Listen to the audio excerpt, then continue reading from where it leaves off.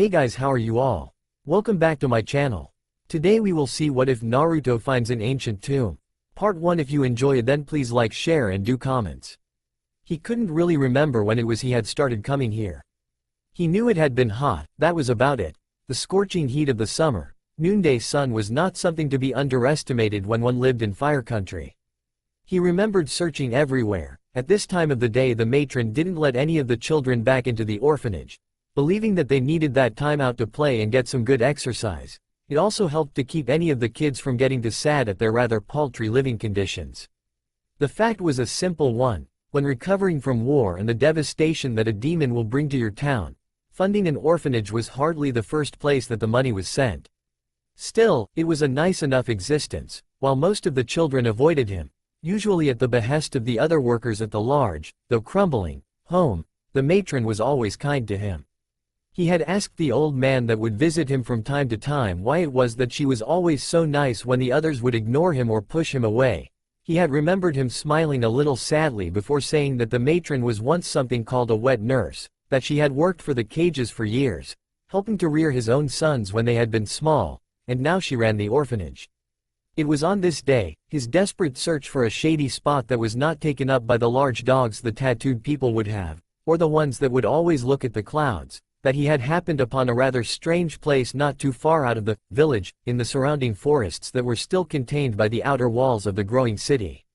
The odd little place was surrounded by a low, rotting fence that looked as though that, at one point, it had been pretty, more for look than effect.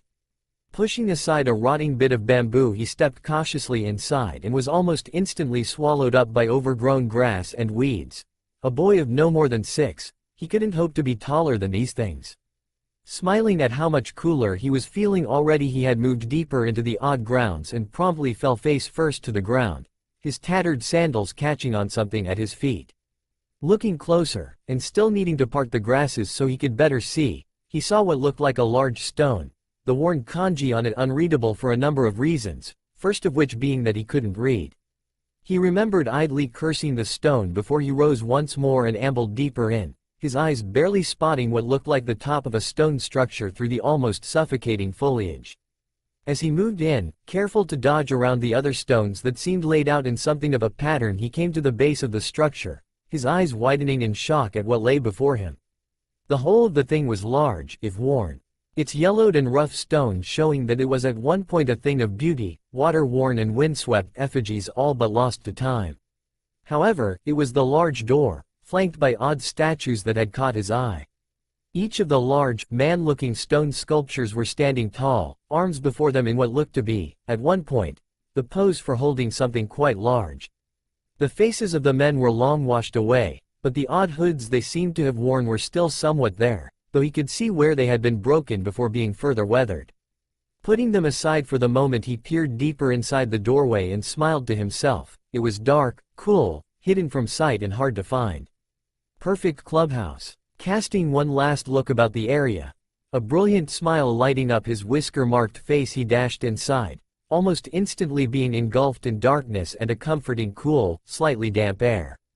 Letting out a sigh of contentment, he looked around the darkened room and saw that he couldn't see very deep inside at first, his eyes slow to adapt as he moved closer to the walls, his little hands coming up to run along the stone as a guide. Adorning the wall in many neat columns were odd pictures, most painted in badly faded inks and flaking stone inlay. Some images were of birds, others of people, some looked like plants or other animals or odd symbols. It was all more than a little strange for the young blonde. Slowly he moved deeper, this time being a bit more careful of the walls. The matron had always said, if it looked old, don't touch. Slipping his hands into hole-ridden pockets, he moved closer to a large picture that seemed to be in far better shape. It still had a lot of the same images on it, but he could at least tell that it was some kind of a battle. He saw men with odd hats and long, pointy sticks on horse-drawn carriages, rows and rows of people with odd clothing and bizarre things in their hands. The things were big when compared to the people, almost as large as they were in some cases. The parts they were holding in two hands were almost as long as their arms, with a strangely shaped, curved second half to them, kinda like the hooked knives that the farmers used, but they looked like they were holding them facing the wrong way. Moving a little further, he saw those same images, This time they looked to be fighting some strange creature. The thing was massive and darkly colored, something he couldn't hope to make out in the dim light, but what he did see was that it had 10 weird little tail things coming off of it. The images showed the men swinging the odd things, cutting pieces off of the monster as the ones in the carriages charged and stabbed at the legs. Another picture showed row after row of men with strangely curved-looking sticks with strings in their hands, sticks that could fire other pointy sticks. Pictures showed a huge number of the pointy sticks raining down on the beast.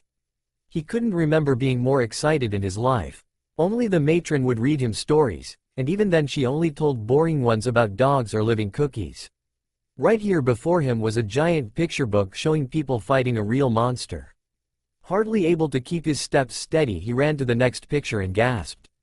This picture showed the monster again, this time next to a bunch of strange-looking triangles and other buildings, some like the big tower in the middle of the village, only pointier, others like the faces on the mountain. The thing that was scary was he saw just how big the creature was compared to these buildings, and how small the people were next to them.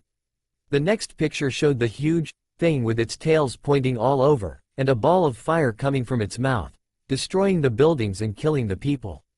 Naruto felt a flash of anger and sadness wash over him. Was this what these stories were like? They were supposed to be heroes beating the monsters, but all these people were dying. With a slight pout he moved up to the next picture and gasped. There, standing on top of one of the weird, Hokage mountain-like buildings, was a really pretty woman, pretty like that purple-haired girl he had seen going to the academy and her red-eyed friend. This one looked like she had long black hair. A strange thing on her head like some of the other people on the carriages, but hers was even fancier.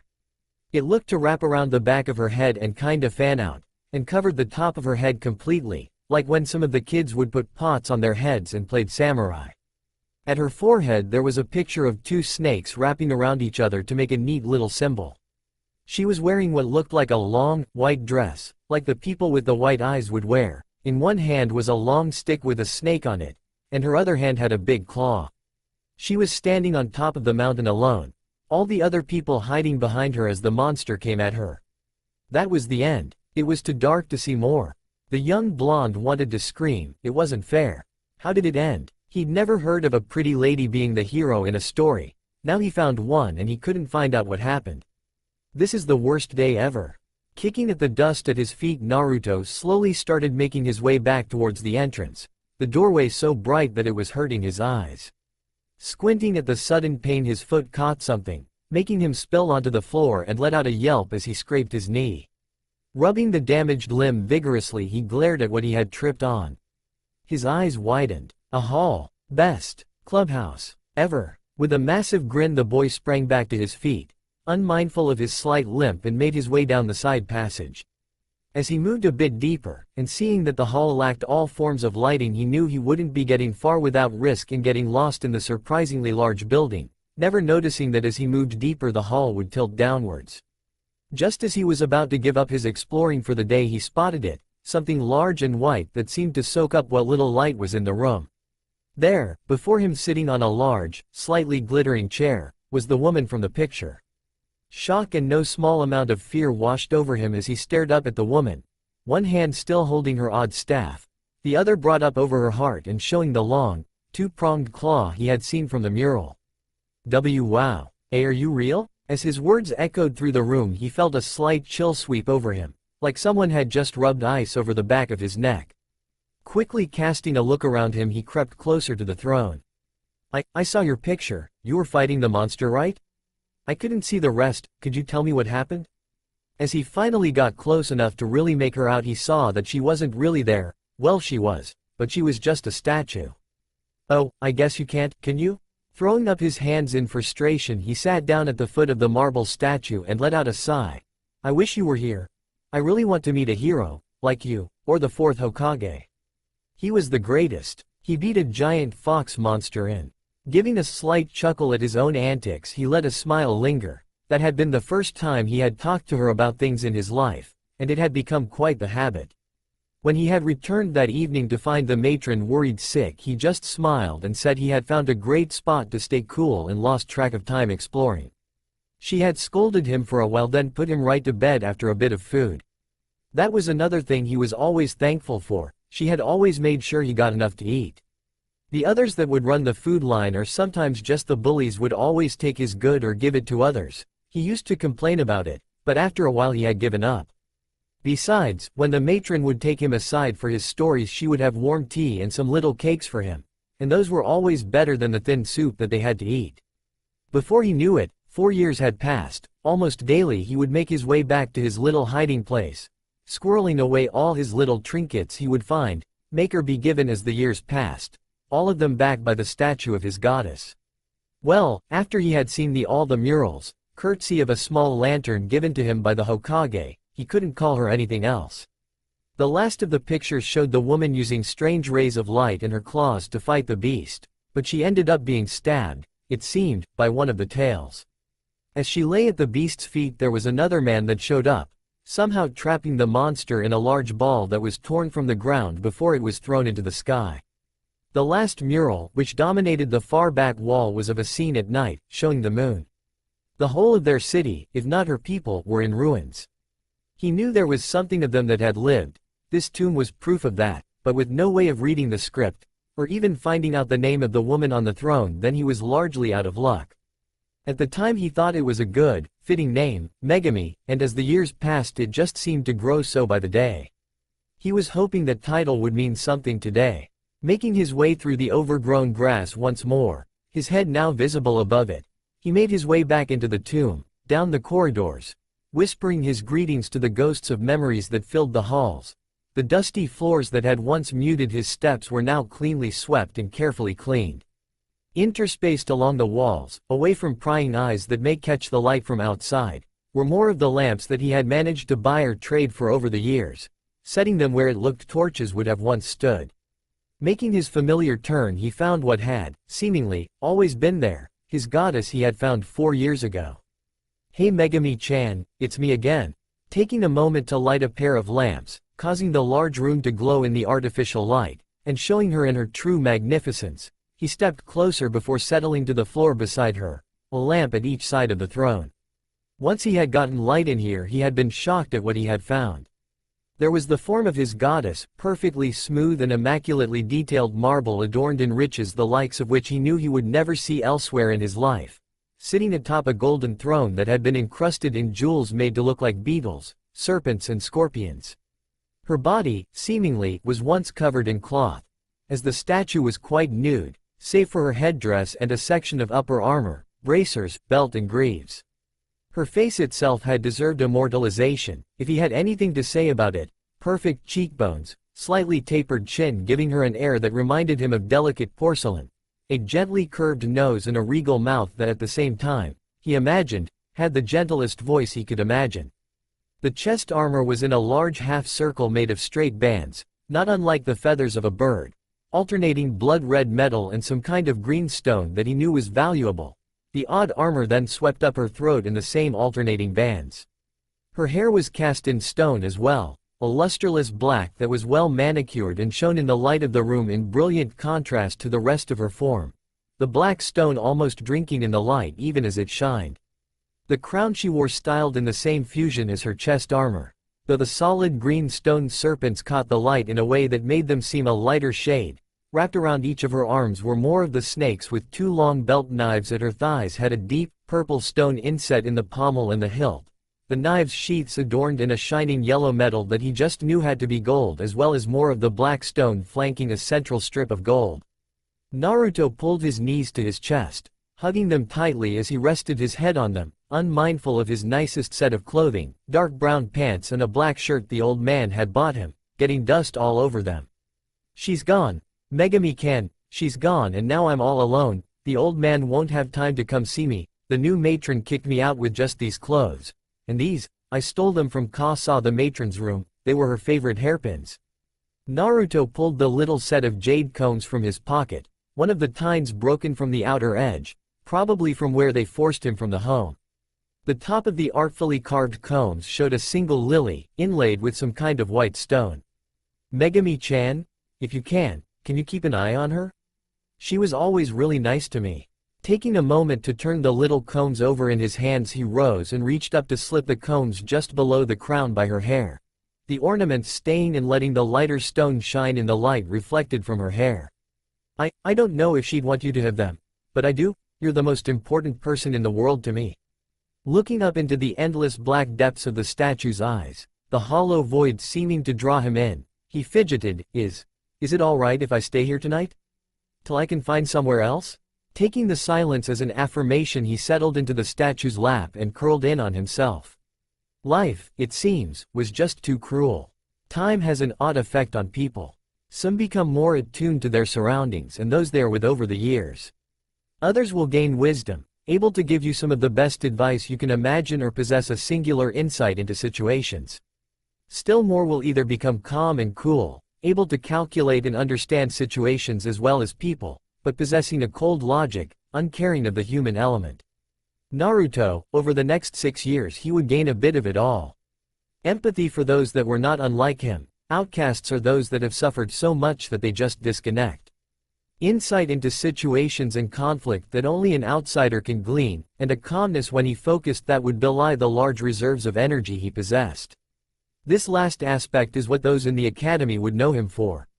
While he was no Nara, he did currently hold a solid position in the middle of the pack, something that was obvious to the teachers as the blonde would only answer half of his tests or not bother to throw all his weapons.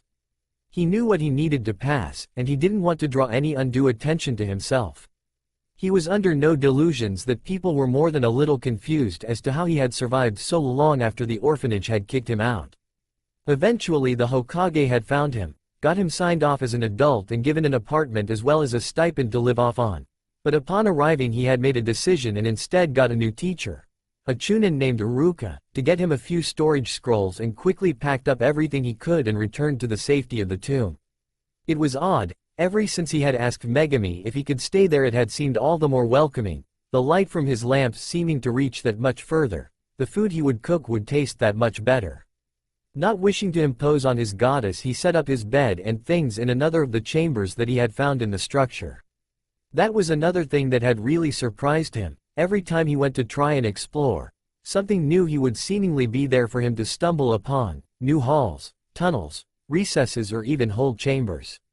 In one place there were giant statues that reached the ceiling, each one bearing a strange, animal-like head, birds, dogs, lizards and snakes, 8 of them in total, each holding massive weapons that would decimate anything they fought.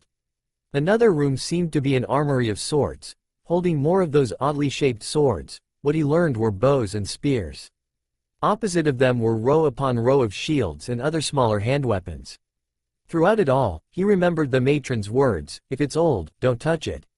He was no fool. When he had really gotten into exploring the tomb he came to understand that it was far larger than he thought it was, the halls and chambers twisting deeper and deeper underground and hooking back in on itself so it didn't become a sprawling complex. The only thing that kept it from being found by the sewer workers was its position so far away from houses or businesses.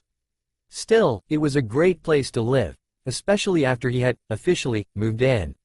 Every day after his classes he would head back to the apartment and linger for a few hours, always studying or working on his chakra control, at least until he was certain that he had no more prying eyes on him.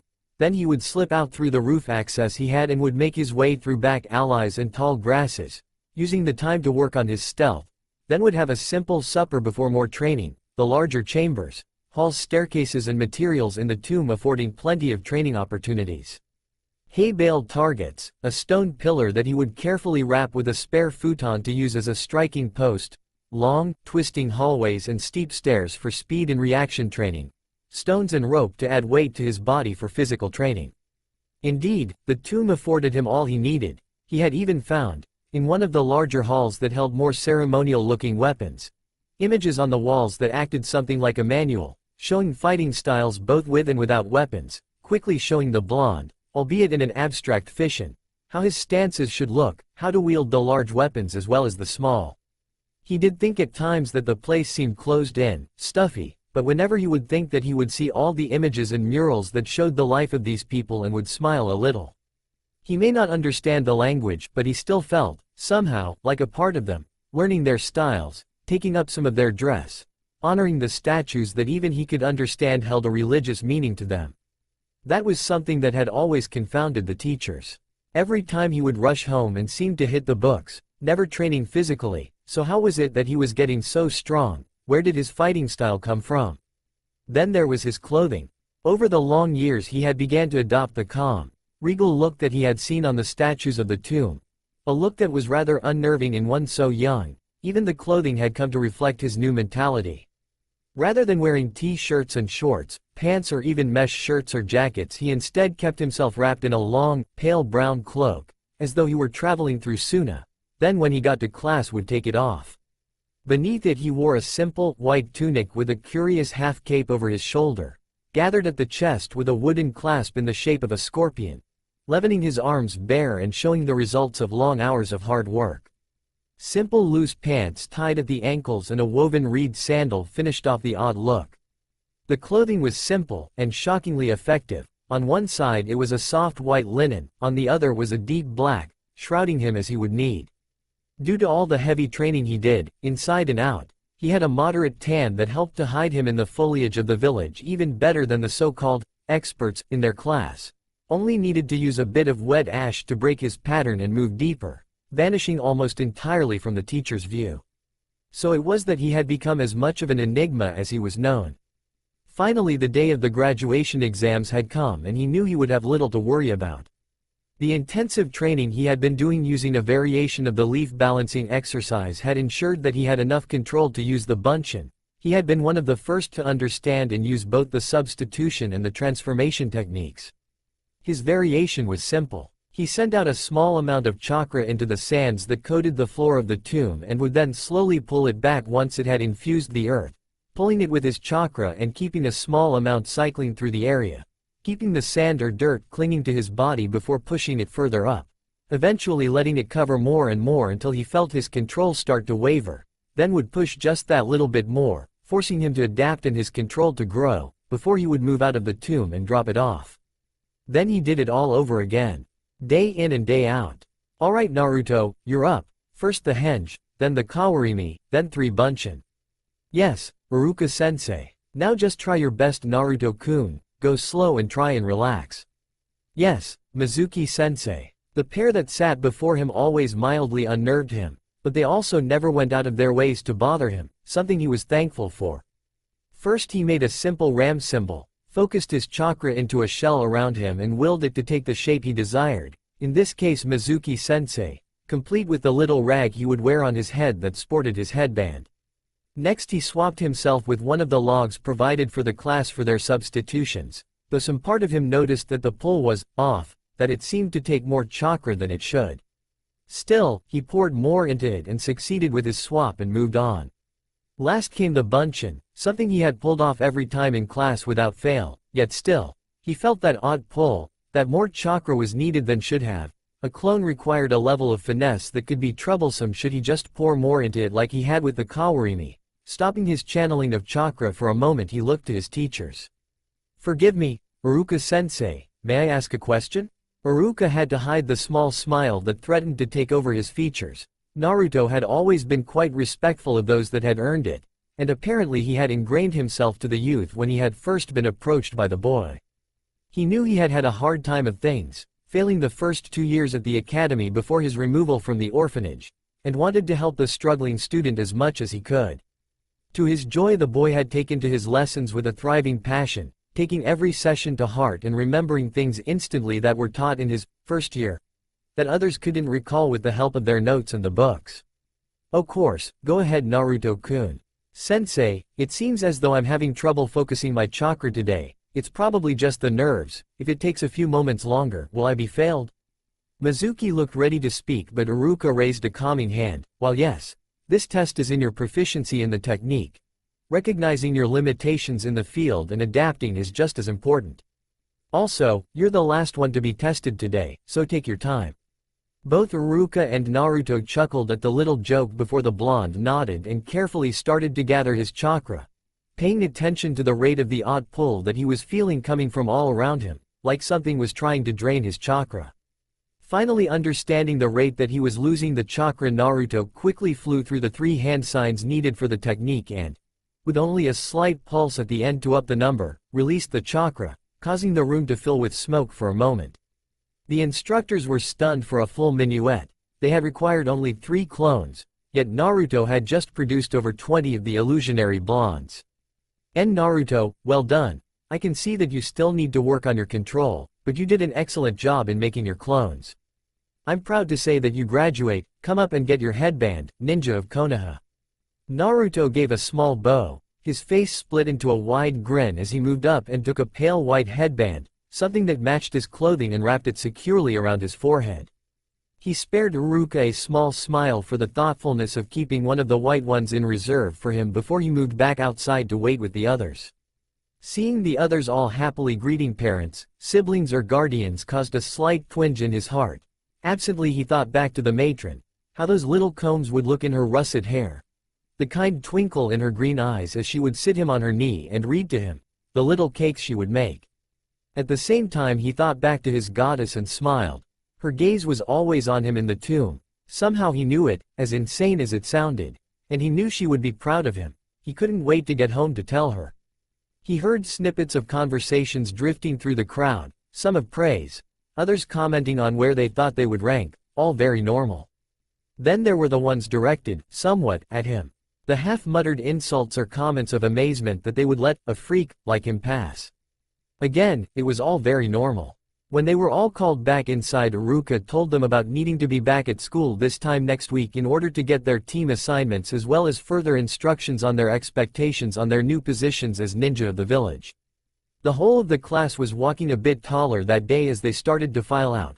Those that had failed were somewhat buoyed by Iruka's insistence that there was always next year, and that not everyone could pass, as there simply weren't enough instructors to go around.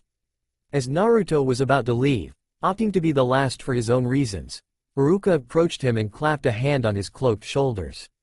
"Hey Naruto, how about I take you out for a bit of ramen to celebrate my treat?" Naruto let a smile play across his features and gave a small nod. "I'd like that, Iruka-sensei. Just let me go drop off some of my things and take care of some stuff. I'll meet you there in a few hours, is that alright?" The scarred Chunin gave a small nod and patted him on the shoulder before they parted ways. Naruto, feeling the twinge of excitement for the first time in many long months, rushing back to his home, he made a show of lingering before moving to one of his many little escape hatches, and started making a meandering path back to his goddess, mindful of prying eyes that were quickly taking note of his new head ornament and made a few extra feints, should people try and follow him, like on his birthday. Finally reaching his home, he moved cautiously inside, carefully sidestepping the traps he had lain and turning on a nearby lantern before moving deeper. Reaching the statue of Megami, he smiled, a radiant thing made all the brighter by the well-manicured room, the figure that dominated its center. Putting his things aside, close to one of the little hiding places just outside of the chamber, moved closer to the throne before dropping to one knee and bowed his head, arms crossing at his chest as he had seen some of the people in the murals do. "Megami-chan, I've done it. The first step to becoming recognized, and perhaps one day, the leader of this village. I've become a warrior after all these years, and it was thanks to you that I could come as far as I have. You were there when no one else was, when I was seeking comfort from the villagers or the weather, when people were cruel to me, denying me food or affection. When the matron died.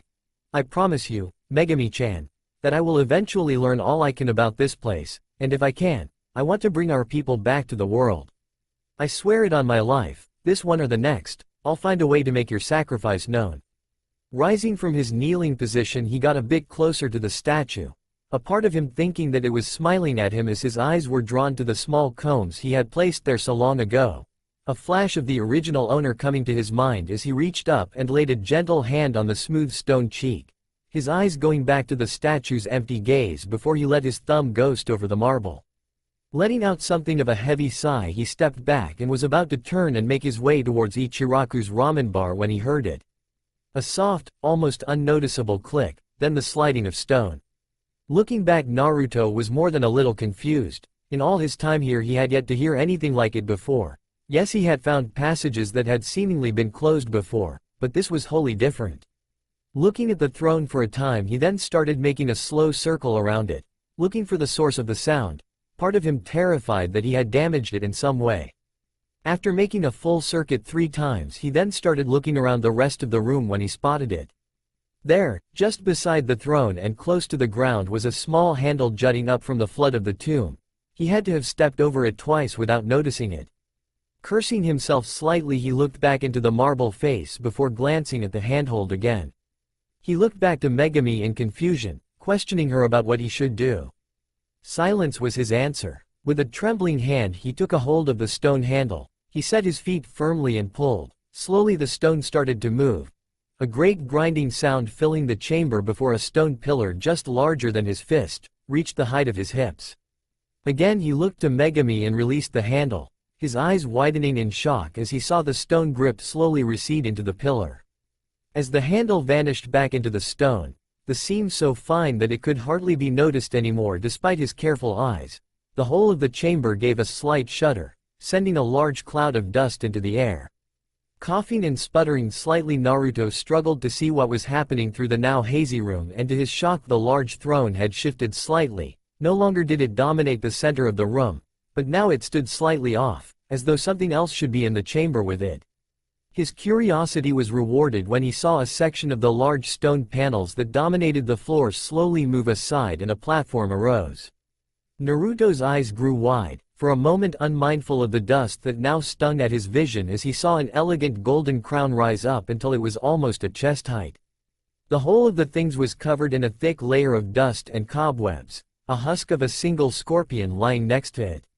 It was designed not unlike how Megami's was, at least in coloration and basic structure, but that was where the similarity ended. This crown lacked the twin serpents at the forehead, instead having something that reminded him of a rising sun in a way. What looking like two wings swept up and outwards, and set between the two was a circular disc of thin, orange stone that allowed the light to pass through it. The circlet portion had the same red to green stone and metal that his goddess had, though the rising wings were styled in silvers, golds and the same dark stone that made up Megami's hair. Naruto stood in awe of the crown for a time, admiring its beauty for an unknown amount of time. Slowly he stepped forward and reached out for it before staying his hand. Taking a moment to undo his headband, he dropped it, utterly forgotten, to the ground before he took up the crown in shaking hands and turned it over and around, looking it over from every angle. Is this for me? Silence was his answer. With a surprisingly steady hand he placed the crown on his head and gasped as a sudden heat rushed through his body. With his eyes screwed shut and grit teeth he endured what felt like liquid steel being poured into his veins before dropping to his knees panting. The heat that seemed to linger within him settling into his stomach and mind, churning slightly as he slowly rose to his feet and reached up to the crown.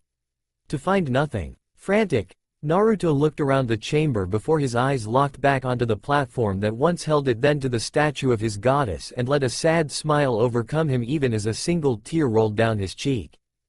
I guess I wasn't supposed to have it. Forgive me for acting out of turn, my goddess. Absently whipping the tear from his face, he stooped and picked up his headband, tying it securely over his head, not unlike how he saw many in the murals wearing their headdresses before snatching up the bit of money he had squirreled away, intent on buying an extra bowl of ramen tonight to help settle his nerves, before giving one last bow to the statue and, extinguishing a lantern, left the tomb for the ramen stand. The whole of the night he had been dwelling on the strange occurrence in his home this night. It had made little sense. Had it even happened at all? There were no signs of the crown at all, though he still felt the slight tingle in his fingertips from where he held it, the weight on his brow of the metal and stone, the elation he felt at being given a gift by his goddess. Then the crushing despair of having it all taken away. The ramen had been largely tasteless to him this night. While it had never been his favorite food, this night it just seemed that much more empty. Maybe he should have tried dango. Still, the company had been nice. The trio had easily picked up on his rather somber mood and had done their best to cheer him up. All intent on what would make the rather upbeat teen seem so down, he just smiled and told them it was nothing before going back to his meal. He didn't get any extra ramen that night after all. His musings had been interrupted, however, when an Anbu arrived to give Iruka a set of orders, the whispered command making the Chunin pale before he quickly tossed some bills onto the bar top and rushed off. Apologizing for his abrupt departure, he quickly leapt to the rooftops and made a mad dash to the tower. Exchanging worried glances with Ayame and Tucci, he wished the two a good night and started making his way back to his home, unmindful of stealth at this later hour. especially considering that most of the ninja force was apparently scrambled for some form of mission, the civilians all hidden in their homes in fear of what may be going on. Reaching the tomb, he was just getting ready to head inside when he spotted it. The disturbed grasses that showed that someone other than him had been there. The light of the waning moon enough for him to see the clear signs of heavy footfalls that lay down the almost reed-like grasses that surrounded the tomb's entrance. Steeling himself, Naruto pulled a pair of kunai from the weapon pouches hidden in the layers of his kilt-like clothing and slid into one of the loose stances he had learned from the tomb, one hand above his head, elbow bend, while the other was pulled loosely to his side, not unlike those who were ready for a solid straight punch, but with his blades held firmly in place for the thrust. With slow, gliding steps he moved around the outside of the little graveyard and, seeing the direction that the tracks had gone, quickly moved after them, intent on finding out just who it was that may have discovered his home. As he moved deeper into the forest, his ears started to pick up the telltale signs of battle, steel ringing off of steel in the distance as well as the steady, thumping claps of flesh impacting flesh. Gritting his teeth, he crept closer and had froze. There, poised over Iruka with a short sword, was Mizuki, a set of massive shuriken at his back and a large scroll propped against a tree close by. I have to say, Iruka, you put up a better fight than I thought you would for a simple, career teacher.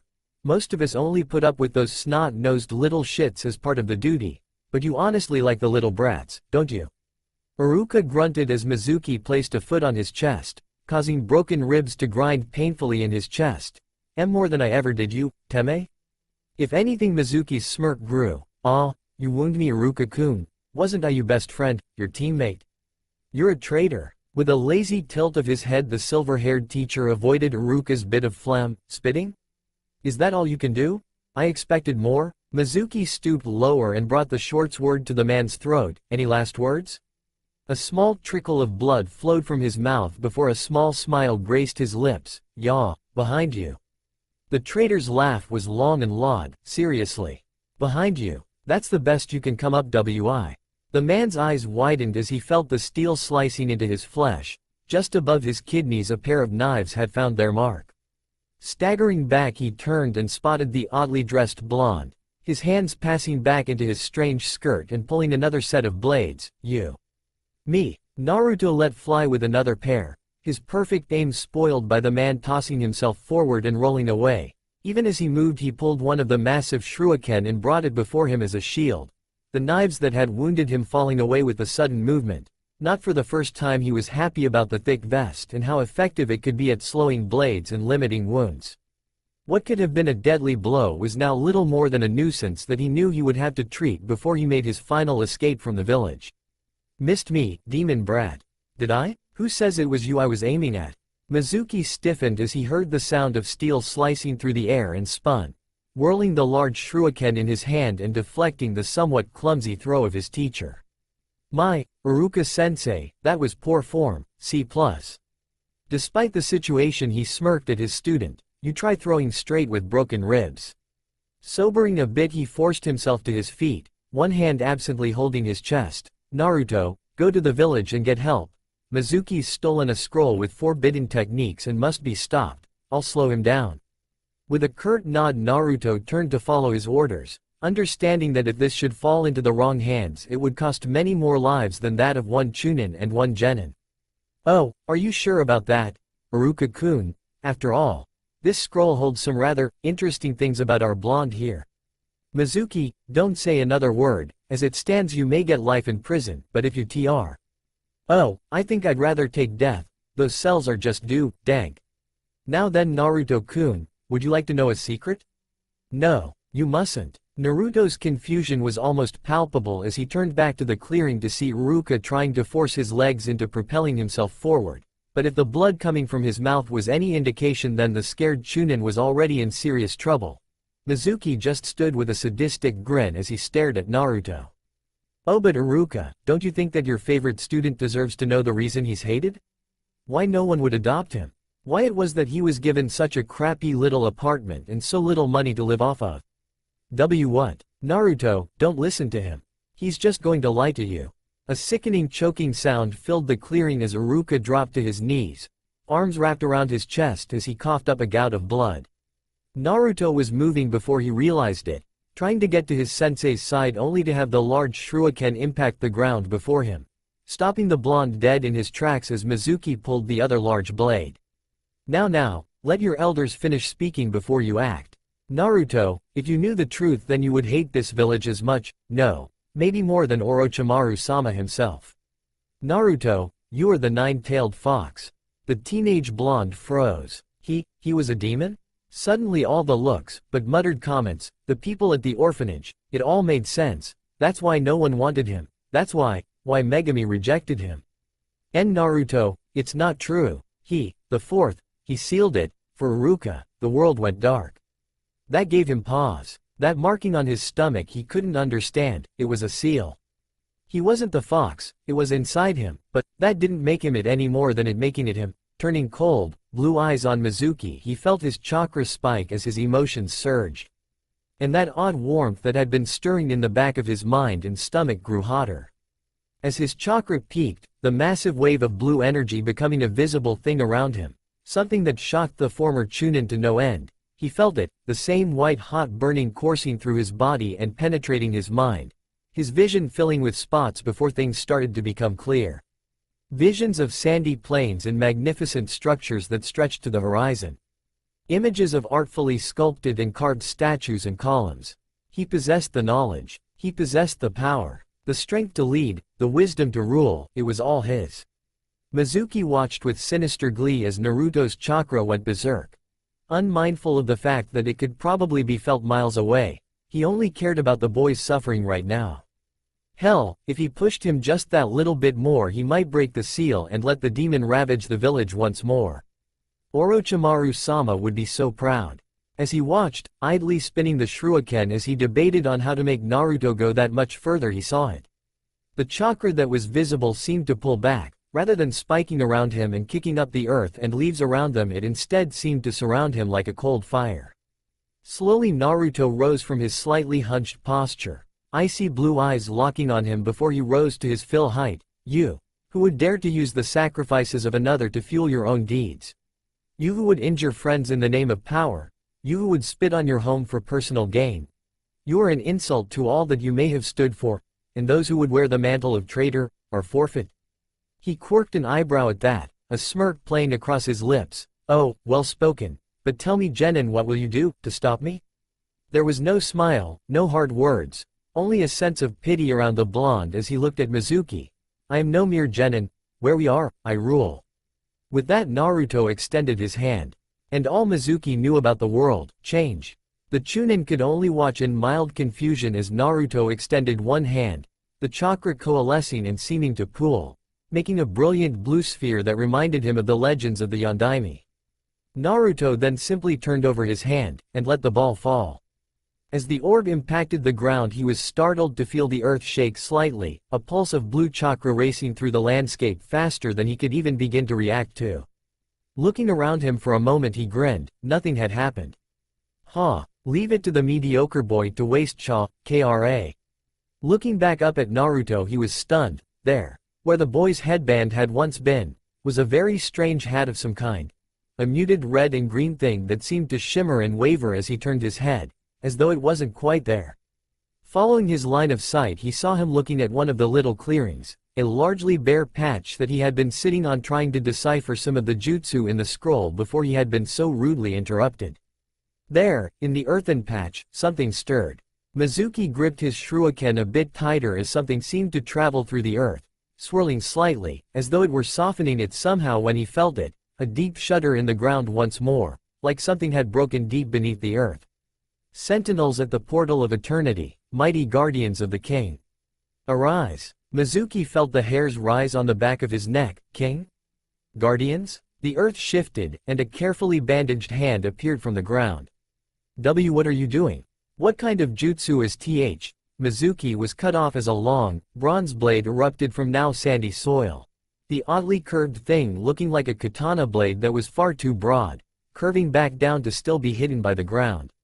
The hand that had emerged gripped at the earth as best it could, seeming to pull itself up slowly. More and more of the cruel-looking weapon began to emerge, then what looked to be a golden serpent, and a bleached white helmet. Mizuki let out a keening wail as he watched this thing pull itself from the earth. That wasn't a helmet, it was the top of a skull. More and more began to appear, thick, bronze armor. The body wrapped in tattered bandages that did nothing to hide the pale ones beneath it. A thick belt with a skull at its heart and something like a loin cloth. Mizuki backpedaled quickly from the skeletal warrior that was now almost fully free before seeming to notice that he still had his weapon. His fear at the moment blinding him to all else before he suddenly felt the comforting weight in his hands once more. Quickly he snapped his wrist, spinning it quickly and turning it into a great saw before throwing it with all the strength he could muster, the thing rotating in the air and finding its mark. The sounds of brittle, shattering branches filled the air as the shuriken tore through the skeleton's chest, shattering ribs and sending the bronze armor scattering across the clearing, its arms falling away as its head rolled across the ground to come to rest before him. With a victorious cry he brought one foot down, shattering it into nothingness. Pathetic demon, you think something like this could beat me? I'm a Chunin, nothing short of an army can stop me. Naruto just looked at him impassively for a moment before slightly nodding, an almost regal act, as you wish. Mizuki froze as he heard that same odd clattering and shifting of the earth before turning. There, standing in almost perfect military formations, were another dozen of the warriors, all holding the same, massive curved swords, each as long as they were tall, but each were held easily, as though they possessed all the strength in the world. As when the skeletons stepped forward, and began to spread out, Mizuki leapt onto one of the surrounding branches, watching as the things began to fan out, taking positions at the foot of each of the trees. One of them, this one holding his massive blade easily in one hand, the other with an equally large emerald green shield, moved up to the scroll that he still had propped against a tree. He cursed as the warrior dropped the shield to scoop up the scroll, quickly making its way over to Naruto. With a roar he pulled a brace of kunai and let fly. However, to his dismay, the iron darts only clattered weakly off the bones before falling to the earth. He would have to go bigger. Quickly the Chunin began to move though hand signs, Doden, Doryuso. He slammed his palms into the trunk of the tree, willing his chakra to race through the wood and into the earth. At once the newly churned ground seemed to flow, coming together and hardening before lashing out, forming several massive spears that pierced through the warrior and shattering him not unlike how his shuriken had. With a triumphant grin he pulled another set of kunai, ready to throw them at the blonde when he felt the tree he was on shudder. Looking down he felt his jaw hang loose. The entire trunk of the massive thing had shifted, the mark of a shockingly clean cut that had lain the tree low clear even in the dim light. Quickly the Chunin made to jump again only to gasp in horror. All the other trees around him were falling as well. One of the prime rules of war, if the enemy goes to ground, leave no ground to go to. His eyes widened at the voice whispering into his ear as he felt a foot planted firmly in his floating rib, the bone giving under the force of the strike as he was propelled to the ground, slamming painfully into his own hardened spears, only luck saving him from being skewered. With a growl he made to rise only to feel an icy grip on his wrist. Looking up in confusion he lets out another whimper of pure fear. There, staring back into brown eyes, were the soulless black voids of a skull. His free hand came around hard, kunai still gripped tightly and pierces the bone cleanly through its odd circlet, the golden serpent falling away just as the head did. But still it did not let go. Stabbing again and again at the hand he was only managing glancing blows when he heard it, the shifting of earth under feet. Turning slowly he saw them, the whole group, now almost 20 strong, surrounding him, their blades held high to strike. I will give you one last chance, surrender. Alright, I yield. A wise choice. Naruto looked to his men, and gave a curt nod. At once the 20 warriors gave a sharp twist of the weapons in their hands, turning the blades to their backs before bringing all 20 down at once. Mizuki's cries filled the clearing. You have done well, my children. Gather the fallen and rest. I will deal with these. Silent visages turned and began to collect the pieces of armor, bone and weapons before they turned as one large column and began to march back to their homes. All heading for the tomb. Naruto collected the scroll quickly and slung Iruka over his shoulder in a fireman's carry. He spared a glance at Mizuki but knew he wouldn't be going anywhere. If he died, he died. They had a good idea where he was heading after his Orochimaru-sama comment. Wasting no time he made a beeline for the village. First stop, the hospital. His debriefing had been an interesting one. Again and again the Hokage had asked how he had managed to subdue Mizuki. Again and again he had told him that he had simply caught the man unaware while Iruka had kept him busy, that when he had seen the man trying to kill his sensei he had snapped and beat him mercilessly with a found branch. He never wavered from his story, so it had to be accepted. Though he did tell the old man had disappointed he was in him for never telling him about the Kyuubi. Something that the elderly leader was shocked that he had known, and silently vowed that Mizuki would die for revealing. He had asked, more out the desire to change the subject than anything, about what team he would be on. He had been told that after his impressive display with clones during the graduation that he had been specially requested to be under Kurenai Yuhi, the village's genjutsu mistress. Naruto had to fight the urge to smile at that. She was one of the pretty girls he had seen growing up. With a small smile and a nod Naruto had turned to leave, only to be stopped by the third and told that he would be there, if he was wanting to talk about his problems. Naruto gave a slight nod, but inside was annoyed that he would only now, after all these years, be willing to listen. He didn't need that. He already had someone that would listen, and better, would never judge him. Arriving back at his home he walked directly back inside the crypt and froze. His trap had been tripped. The bladed snare he had fashioned lay broken on the ground, the trap having apparently missed its mark to shatter on the stone, the scythe-like blade in several pieces scattered across the floor. His heart froze. Rushing inside he headed straight for the Megumi's chamber. And instantly fell to his knees, tears rushing down his cheeks as he started into the room. The throne sat empty, the floor around it scattered with bits of broken marble, the elaborate riches gone and his lamps overturned. All save one that offered a guttural, flickering light as the little bulb tried desperately to hold on. He felt his heart clench tightly, the doors of his emotions steadily clenching closed. She was his world, yet someone, crawling forward through the stone shards, unmindful of the cuts appearing across his form as the stone bit deep, as if to accuse him of his failings, he reached his target. The strangely intact face of his goddess. With trembling hands he picked up the marble as gently as he could, running a thumb across its cheek once more as its pristine surface began to be covered with tears he wasn't aware he was shedding. His teeth clenched with shattering force. They will pay. His chakra flared. Another of the odd, blue pulses raced through the floors of the tomb, blasting away the dust and grime. Long-dead oil torches he had never been able to reach bursting to life and filling the tomb with gentle light even as things long still began to stir once more. Holding the face a bit closer he saw that the way it had broken had left it concave and smooth, not unlike a mask. With a bitter smile he placed the shattered stone onto his face, using a small flow of chakra to hold it in place. Almost at once his tears began to flow through the once vacant eye holes down marble cheeks as he made a tight fist, part of him noticing the long dead husk of the scorpion skittering closer to him before it moved up his arm and over his body. "I made you a promise, me?" He looked closer at the throne, the odd script now as legible as his textbooks and smiled. "Xandri, I promised I would bring back our people, and I will, my queen. The Deshret shall rise once more." These were only 3, yet in the world of ninja there were none that knew all the faces a kunoichi would possess. That reason was a simple one. Should they see them all, then they were destined to die. It was an immutable fact of the ninja world. She was called an uncommon beauty, and while she didn't ignore her looks she also didn't try and flaunt them. If she had to judge herself she would say she was a little too short in her mind, her hips a bit too wide, an unruly head of hair that refused to be tamed and bizarre eyes that, in the right lighting, would scare even herself. There were few that would agree. Kurenai Yuhi was her name, and for once, she was having a good day. Very few men had approached her, many of the civilian girls in the village were being a bit nicer for some unknown reason. She just got her first genin team, and there hadn't been a single sign of Asuma all day.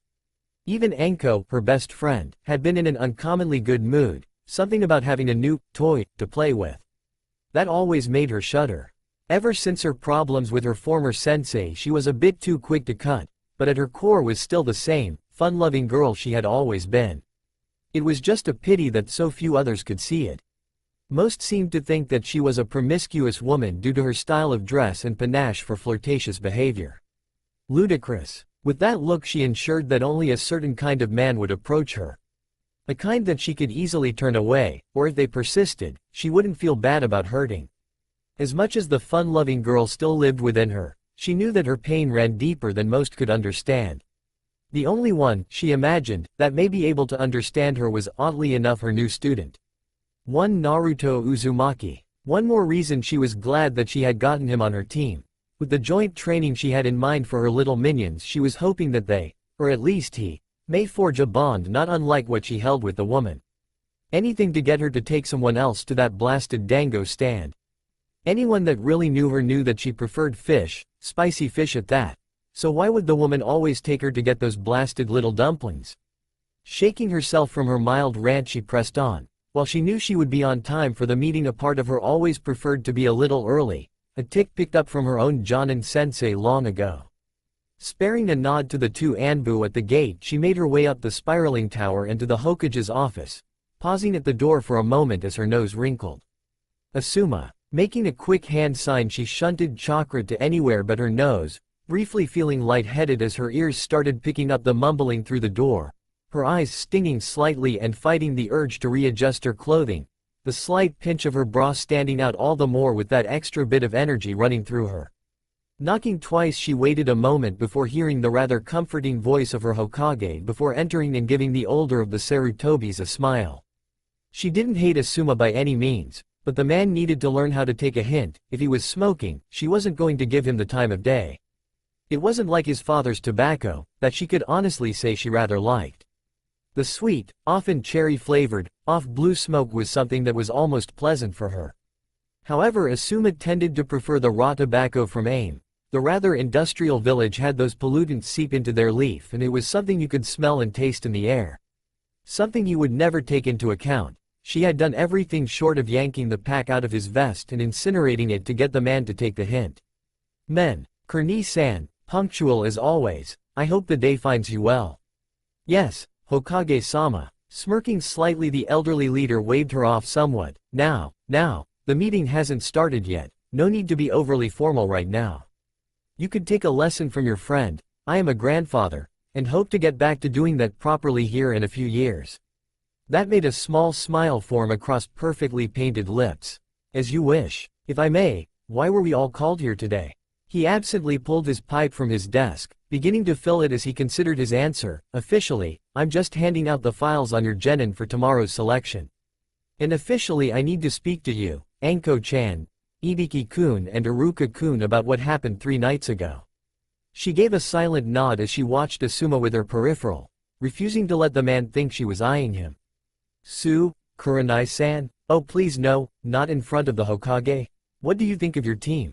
She had to bite her tongue to keep from sighing in relief. I believe they possess remarkable potential.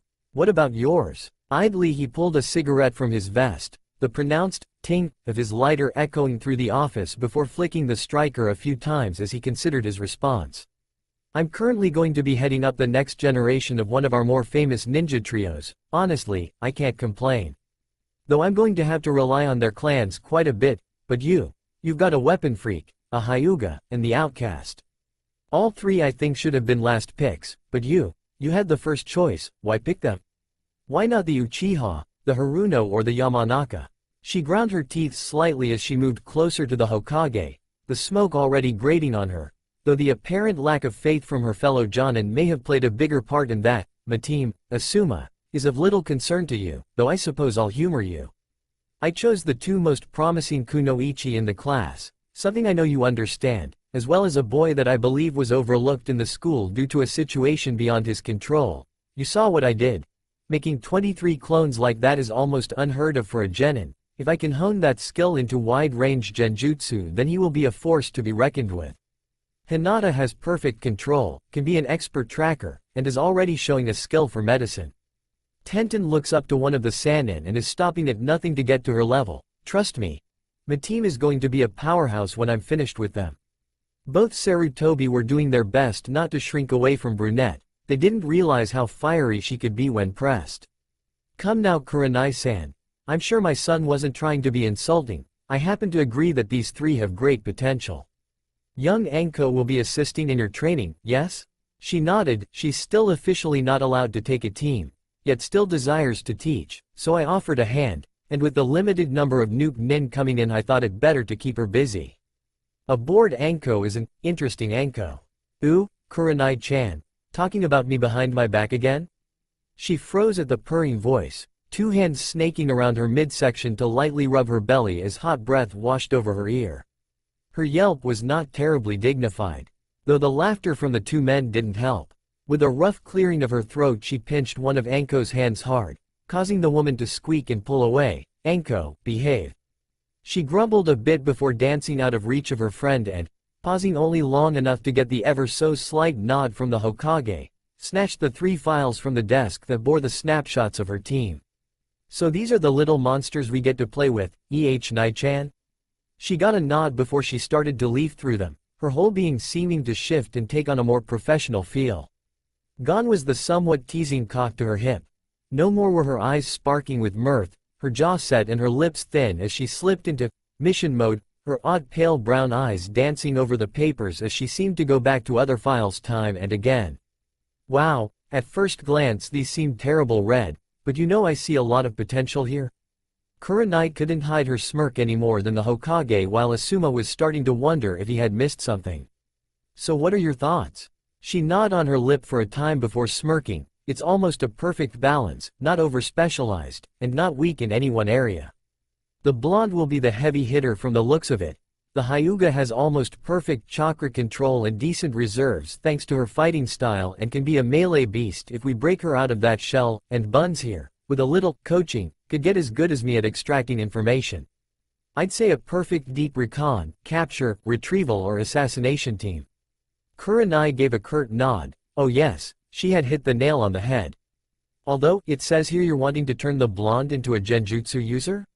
Why? Primarily due to the fact that he has such remarkable control, despite having such massive reserves. With that kind of power he may even be able to develop a genjutsu that could fool the Sharingan. Anko let out a low whistle, the look in her eyes showing just how quick her mind was working. I'll be damned. Assuming he could increase the power and maintain control, and that's a big if, he could convince the body that the injuries or the setting was real. He could actually manage to kill if he does this right. My thoughts exactly. You're not planning on trying to get him to use it, are you? Anko looked to the Hokage like he was covered in something foul. You, of all people, ask me that. The elderly leader flinched at the pain in her voice. The very idea of using power from another was sickening to her. He knew as much, but really, who wouldn't feel that way if they had been through what she had? Forgive me, Anko-chan. There are times that even a professor can be absent-minded. A soft knock echoed through the room before he called for the person to enter.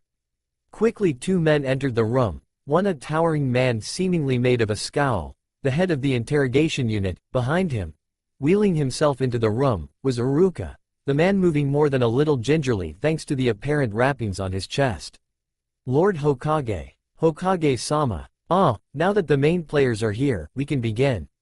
Iruka-kun, first I would like to say I'm sorry to call you here from your rest. You must in a great deal of pain.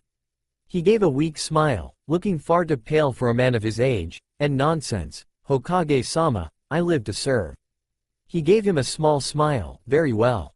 Now then, the main reason I've called you all here to discuss the events that had transpired that night. As some in this room are aware, Naruto has become aware of his burden. That caused a few eyes to widen. My lord, what will become of him? What was his reaction? Will we still be allowed to train him? Did he flee the village? The elderly leader once more raised his hands, attempting to calm his son and the boy's sensei-to-be. Easy. Apparently after the revelation something had happened. You all felt the chakra spike from the forest, I presume? They nodded. Good. It would seem that when Naruto found out he, through rather selective means from Mizuki, was in severe emotional distress. After a last reassurance from Iruka before he succumbs to his injuries, Naruto apparently was able to subdue Mizuki with, thus far, unknown means. Ibiki-san? The scared special Jonin drew up to his full height before nodding.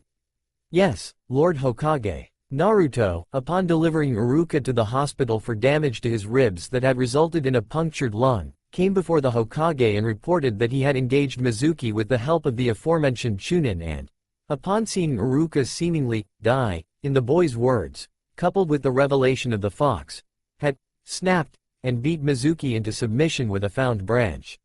However, the evidence does not support this statement. Explain. Nodding once more to his leader, he produced a few files and began to pass it around the group, the Hokage having a personal copy. As it can be seen from his injuries, he has indeed been bludgeoned. However, you can see from the bruising that it seems to have been an object with clearly defined edges. Riffling through a few pictures, Anko had to fight back her grin. Someone had seriously worked the man over, and it was clear that something a lot heavier than a branch had done this. What did Mizuki say? Her boss just shook his head. That's the problem. From what we can tell, he's gone completely insane. He insists that Naruto somehow had summoned the dead to fight for him, before they beat him into submission. Even said the kid had a crown. That caused a few to chuckle. It's possible he found an iron rod or a dull sword out there, and in his anger just doesn't remember. Again he shook his head. No, we have scoured that area. Take a note of the scene photos. Whatever happened there, it was big. Even if the kid had somehow tapped into his power, it would have been different. The fox's chakra, naturally, is destructive, but it doesn't cut, it rends. No, whatever happened there, it was done with an edged weapon or weapons. I have requested some of the local swordsmen and blacksmiths investigate the area and report back the nature of the weapon.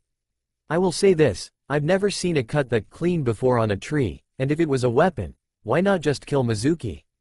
The Hokage just sat there for a time, his eyes closed, before letting out a sigh. It's clear that there is something new in the village, be it an unknown ninja, a new technique, or a weapon that has yet to be revealed. There is also a matter of some of the civilian and retired ninja in the village disappearing since that night. Thus far we have lost 4 such people. Now normally, with the graduation having just occurred, this would not be too much of a problem, as many that did not pass would be relocating to one of the surrounding civilian villages. However, it's the condition they were found in that's alarming. Ibiki. Yes. It seems that those that were found dead had every scrap of chakra drained from their system. There is one such ninja in the village that could accomplish such a deed, a genin named Akadu Yoroi. However, his location is accounted for at the apparent time of the deaths. Either training with his teammates at the time or at his part-time job at aquifers. Kurenai arched an eyebrow at that. Such a technique would be powerful indeed for anyone, but a genin able to do such a thing? This boy and his teammates, I don't recall them graduating. Who's their sensei? The group's sensei, one Aoi Rokushu, became a missing nin after the theft of the Raijin no Ken 6 years ago. Since then they have been passed to what jonin have been available. The team's leader, Kabuto Yakushi, is the adoptive son of the head of the hospital and is an accomplished medic in his own right, helping to train many of our up-and-coming nurses. They've been genin for 6 years, yet have such accomplished skills, and their sensei is a missing nin? And the council calls me a security risk. While most just ignored the violet-haired woman's rant, Hiruzen's mind was busy working. Anko had a point. With a gesture unseen by the gathered ninja, he made a sign to the room's hidden black ops, and sent a few ninja to keep an eye on the group, regardless. As Ibiki-san has said, he has an alibi. Therefore, in addition to the Mizuki incident, we must keep watch for those that may be new in town or possess exotic items. Kurenai, your team possesses a young woman that is known to have great interest in weapons. Try and ask her, as subtly as you can, about what could do such a thing. My lord, if I may make a suggestion. Of this generation of genin, only Naruto has knowledge of what happened that night, and more specifically, where. I suggest that perhaps we set up this new clearing as a training ground. My team can meet there, and as an impromptu quiz I can ask Tenten what weapon could make such a mark. After a long moment he gave a slow nod. Agreed. However, make sure that when you do, Naruto is not nearby. If he does know something, he may try and influence her answer. My lord? He paused to start refilling his pipe. As much as I want to trust Naruto in this, all my attempts over the last few years to get close to him have come up short. I fear that his loyalty to the village may be lax. That caused several wide eyes. Uruka the only one that dared break the silence. Lord Hokage, surely you're not suggesting that Naruto, the one whose dream it is to be Hokage, could be a traitor? His features hardened, sharply reminding them all exactly who he was, not the kindly grandfather, but the fire shadow, and god of shinobi, Uruka-san. As much as I want to believe in Naruto, my first priority is to the village, and if he has become a threat to the people, I am obligated to find out just how great it may become. You know as well as I do that he does not view me, or even you, in the same light that he once did, becoming increasingly distant to us. Anko's scowl seemed a sharp counterpoint in the room, cooling where the Hokages had been heating. He's a teenager for Kami's sake. We all pull away from our parents growing up, I mean come on. You really think that that little ball of fuzz that used to spy on Nai-chan and I on the way to the academy is plotting all our deaths? Before her tirade could grow any further, there was a massive spike in chakra in the room, silencing all involved as they were crushed by the weight of the anger it held. Enough. Mitarashi-san, I know that you see this boy as a parallel to yourself in some ways, but the fact of the matter is that even using the crystal ball I cannot track him at all times. Either he or some outside source is blocking our scrying attempts. Add to that he keeps loosing the tails that we put on him, and yes, I have to ask myself that.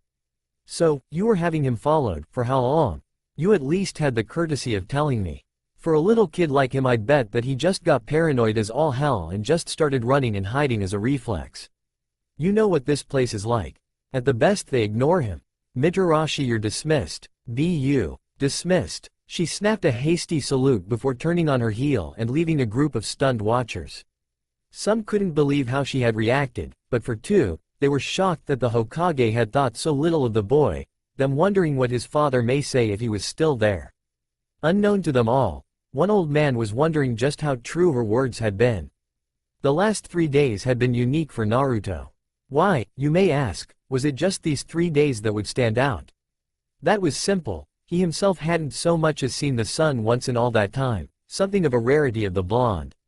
For you see, when Naruto had finally chanced looking up from his rage-fueled moment, he had been shocked to see he was surrounded by withered husks of what looked to be the very people who had once lived in his people's past, those that looked to have stepped out of the walls themselves, though they had aged horribly. His gaze had drifted to each face in turn, the cracked features, the crumbling bandages, all surrounded by the faded splendor of what they once were. Each were knelt around the vacant throne, seeming to wait for him to finally acknowledge them. With a hollow voice, one that seemed almost as old as they were, he spoke. You, who are you? The first, this one seemingly once dressed more magnificently, a tarnished, yet still quite impressive headdress of turquoise and gold, his robes tattered and falling from his body even as he tried to maintain his regal form. A rasping hiss, a small cone of dust married with flakes falling from lips long devoid of warmth. My liege. What? Sire, what is your will? My will? We have awoken by your will. What are your orders? Naruto stared at the withered man for a long moment, after a time the figure shifting slightly. Even now Naruto could feel the faint weight of his crown, tendrils of knowledge snaking their way into his mind. Are you and the guards the extent of what lies here? Naruto now learned that the dead could indeed laugh. My liege, if we may, we can show you. For the next 3 days, though he was ignorant of the passage of that time, he was lead ever deeper into the twisting tomb, runes long sealed or hidden now open. The massive figures in the hall that he had once thought were mere depictions of gods were now alive, each saluting him as they passed, massive blades and stone arms making a dull crash as they slammed into their chests in a great X. The training halls that he had sweated in so much were now filled with rank upon rank of warriors. Each were not as well equipped as the guards that had come to his aid, some part of him knowing that these had served as his true soldiers, those that made the backbone of his armies. That gave him pause. When had he ever had an army? Such thoughts were banished as he watched them pick up the aged weapons and armors, and almost lovingly they began to polish, sharpen and mend all they put their stripped hands on. Deeper still they moved, passing massive doors that, when asked, he was told contained the charnel pits where his legions had been buried. Others were the royal treasure rooms, still more were the armories meant for the kings, queens, and of course, the priests. One of these treasuries had been something Naruto couldn't help but stop at, something telling him, demanding him, to enter. Despite the protests of those around him, he cast the doors wide and strode in, his posture befitting a king. There, on an altar before him, was a great golden staff. The thing was thick, looking almost like a quarterstaff in some ways. Thought at the head of the staff was a massive carrion bird, its wings held aloft and showing that the feathers' tips were brought to a razor edge, the bird's eyes made of rubies, his beak forged of tapering crimson gold, giving the appearance of it having recently fed. The length of the shaft textured with feather upon feather. Priest, what is your name? Fitep, my liege, the 48th High Priest of the Deshret, and the teacher of High Priestess Xandri.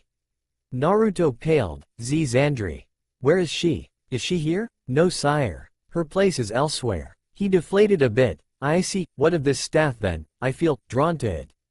That, my king, is the staff of the Skylord, Alcazar the First. He was the first to begin to revere the great carrion of the eastern oasis of Onai. Since then we have made it a point to entomb several with each king, queen and priest.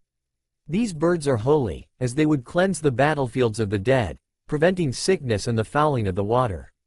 I've been meaning to ask you, you don't seem alarmed that you are, well, alive again? Again, the priests gave dark chorus chuckles, causing another blast of dust and dried flesh. You would naturally be curious, my young king, but it has long been known to the people that when we were needed once more that a king would call on our aid. Though we all prayed for such things to be unnecessary, we knew the day might come that we would be called away from paradise. Our allegiance is timeless, and we know that when the need passes that we will return to our sleep.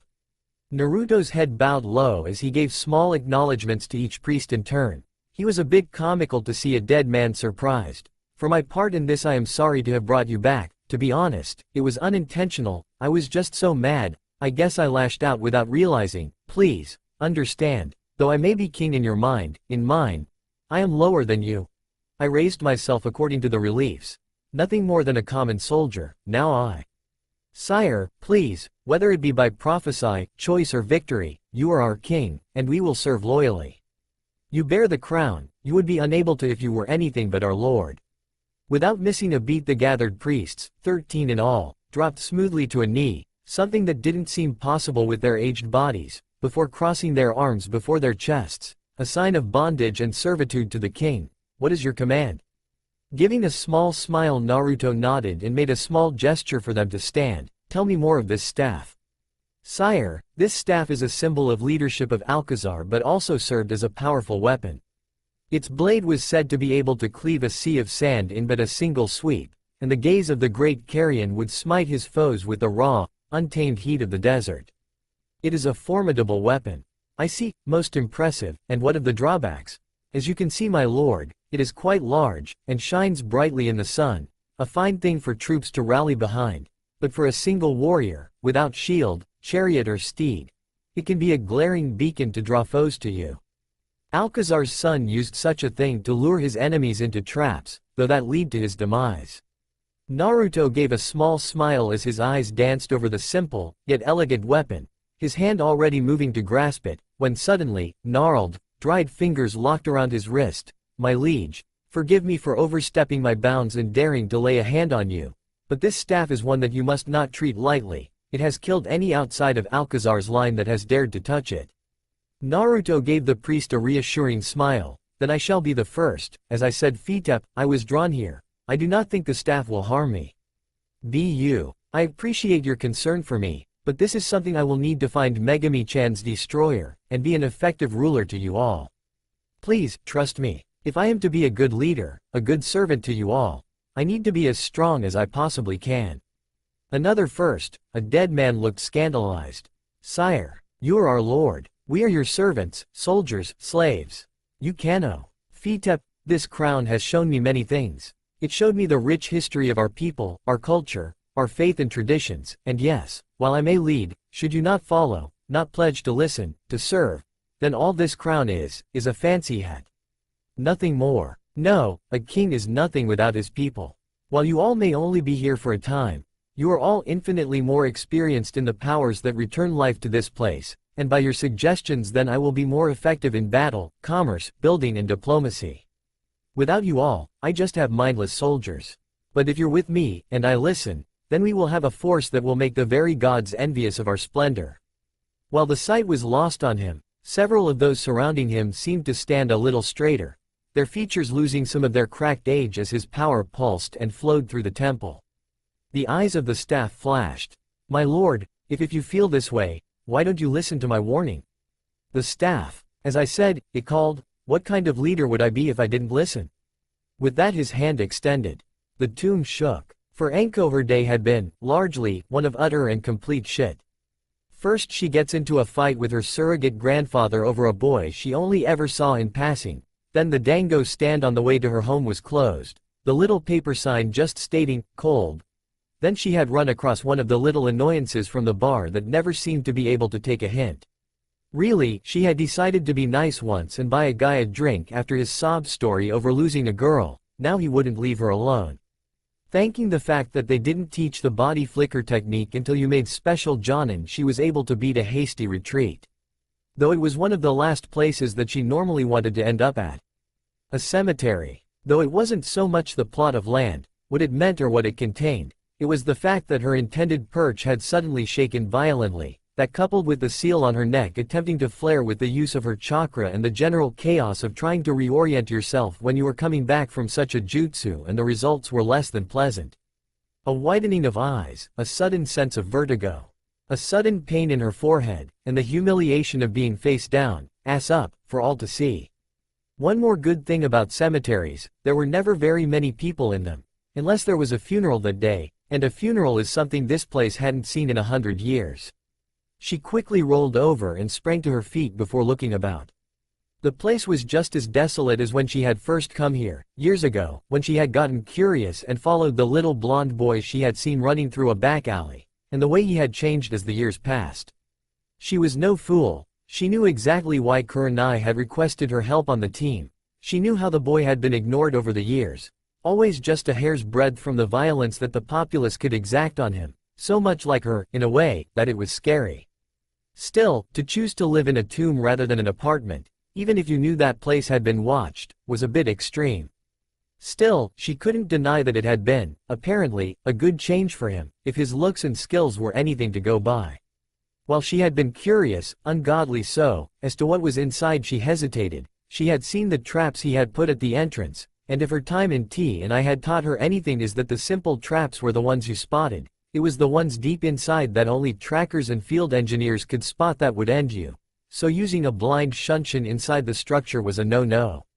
The strangest thing about the whole situation, however, hadn't been the fact that she would watch the boy like this. It was the fact that after her event with her sensei, that these odd little excursions, the memories of this place, was all that she could hold on to.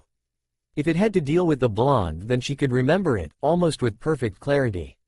She didn't have her mother's face, but she could remember him covered in dust leaving the tomb, then releasing the chakra and letting it fall to the ground. She couldn't remember childhood friends unless she had spotted him when they were out and about. It's one reason that she insisted on being so close to Kurenai instead of Yugo, despite her insistence that they had been closer than she and Kurenai had ever been. The boy that caught rabbits, the one that would drag a bolt of cloth into those shadowed depths, make tools of stone, train until he bled, and more than anything, suffered in silence. The death of the matron of the little orphanage that he and Tenten had once stayed in had happened the same year that Orochimaru had betrayed the village, the same year that she had been branded. The same year that they both had changed. The blonde ball of joy and sunshine had become quiet and serious, and she had turned inward and tuned out all who she couldn't remember, save the Hokage. She began to walk alone, just like Naruto. So of course Kurenai had made a big stink about her helping in the training, and she, in turn, saw it as an opportunity to force Kurenai into buying her all the dango she wanted. Win-win. Still, in all the years that she had been in the village, she had never felt a quake like that. In all the time she had spent following the little boy, watching how he grew, she had never felt that kind of power come from him, or this place. Now she was intrigued, and an Anko who was in such a state could be a dangerous thing indeed. Finally, it was the day Iruka had been waiting for. Finally, after all these years, it would be over. Sasuke Uchiha would be gone. The only things that had bothered him more in his life as a ninja could be counted on one hand. 1. The Fox's attack and the subsequent death of his parents. 2. The death of his teammate and crush at Tsuko during his first Chunin exam. 3. Naruto's change from the bright spot of his day into driven individual he was these days. 4th, and lastly, the fact his best friend, and last teammate, had tried to kill him. Beyond those moments, and certainly not as bad by comparison, was the Uchiha prodigy of the class. He had to fight back the urge to snort. Prodigy, what a joke. He can't even activate his Sharingan. What kind of shit is the council trying to push on us? Hinata isn't considered such a thing, and she has access to her bloodline already, not to mention that she could best him in almost every sparring match. It had been one of the things that had irked the last Uchiha to no end. But the fact that he had cared more about ninjutsu had tempered things slightly. Still, all the boy ever did was brood his schooling away. Even before he had lost his family, he had been obsessed with catching up to and surpassing his brother. Now it had just evolved into a desire to kill him. It was all so tiring, and the most frustrating thing had been the fact that there really had been people that could have bested him in every way should they have simply applied themselves. Hinata, Shikamaru, Shino, Naruto, and Tenten. Hell, if they had just gotten over their fanaticism, then some of his fangirls could have done the same. He would be the first to admit that being able to pull off the fireball technique at his age was most impressive, but one jutsu does not make a shinobi. Even the fourth, famed for the flying thunder god technique, was known for more than that. Still, the papers were processed, damage done. The boy's ego would inflate some, maybe knocking him out of his brooding state, and beyond that he had been hand-chosen by Hitaki Kakashi, arguably the most famous ninja currently in the village. The boy would, or at least should, be thrilled. Taking one last deep breath, the last he would have to do for this class, he straightened his shoulders, adjusted his file, and slid open the door. Only to be met with bedlam. There, standing before him seemingly trying to get up the stairs to a seat, was a truly strange figure. He seemed to be wearing the same basic outfit as Naruto, however, this person had on a strangely feminine mask. A marble-looking thing that seemed to have been stained by rivers of tears down its cheeks. In the man's right hand was a massive golden staff, the thing giving the appearance of royalty, one apparently connected with birds. Lastly, in the man's left hand, or rather on it, was a long golden armlet, the thing stretching from his elbow, across the top of his hand, to extend down his pointer and middle finger almost a full 2 feet past the ends of the digits, making them look like vicious claws, creating both a shield and a weapon in one. The man turned slightly, looking over his shoulder to regard Iruka for a moment before he spoke.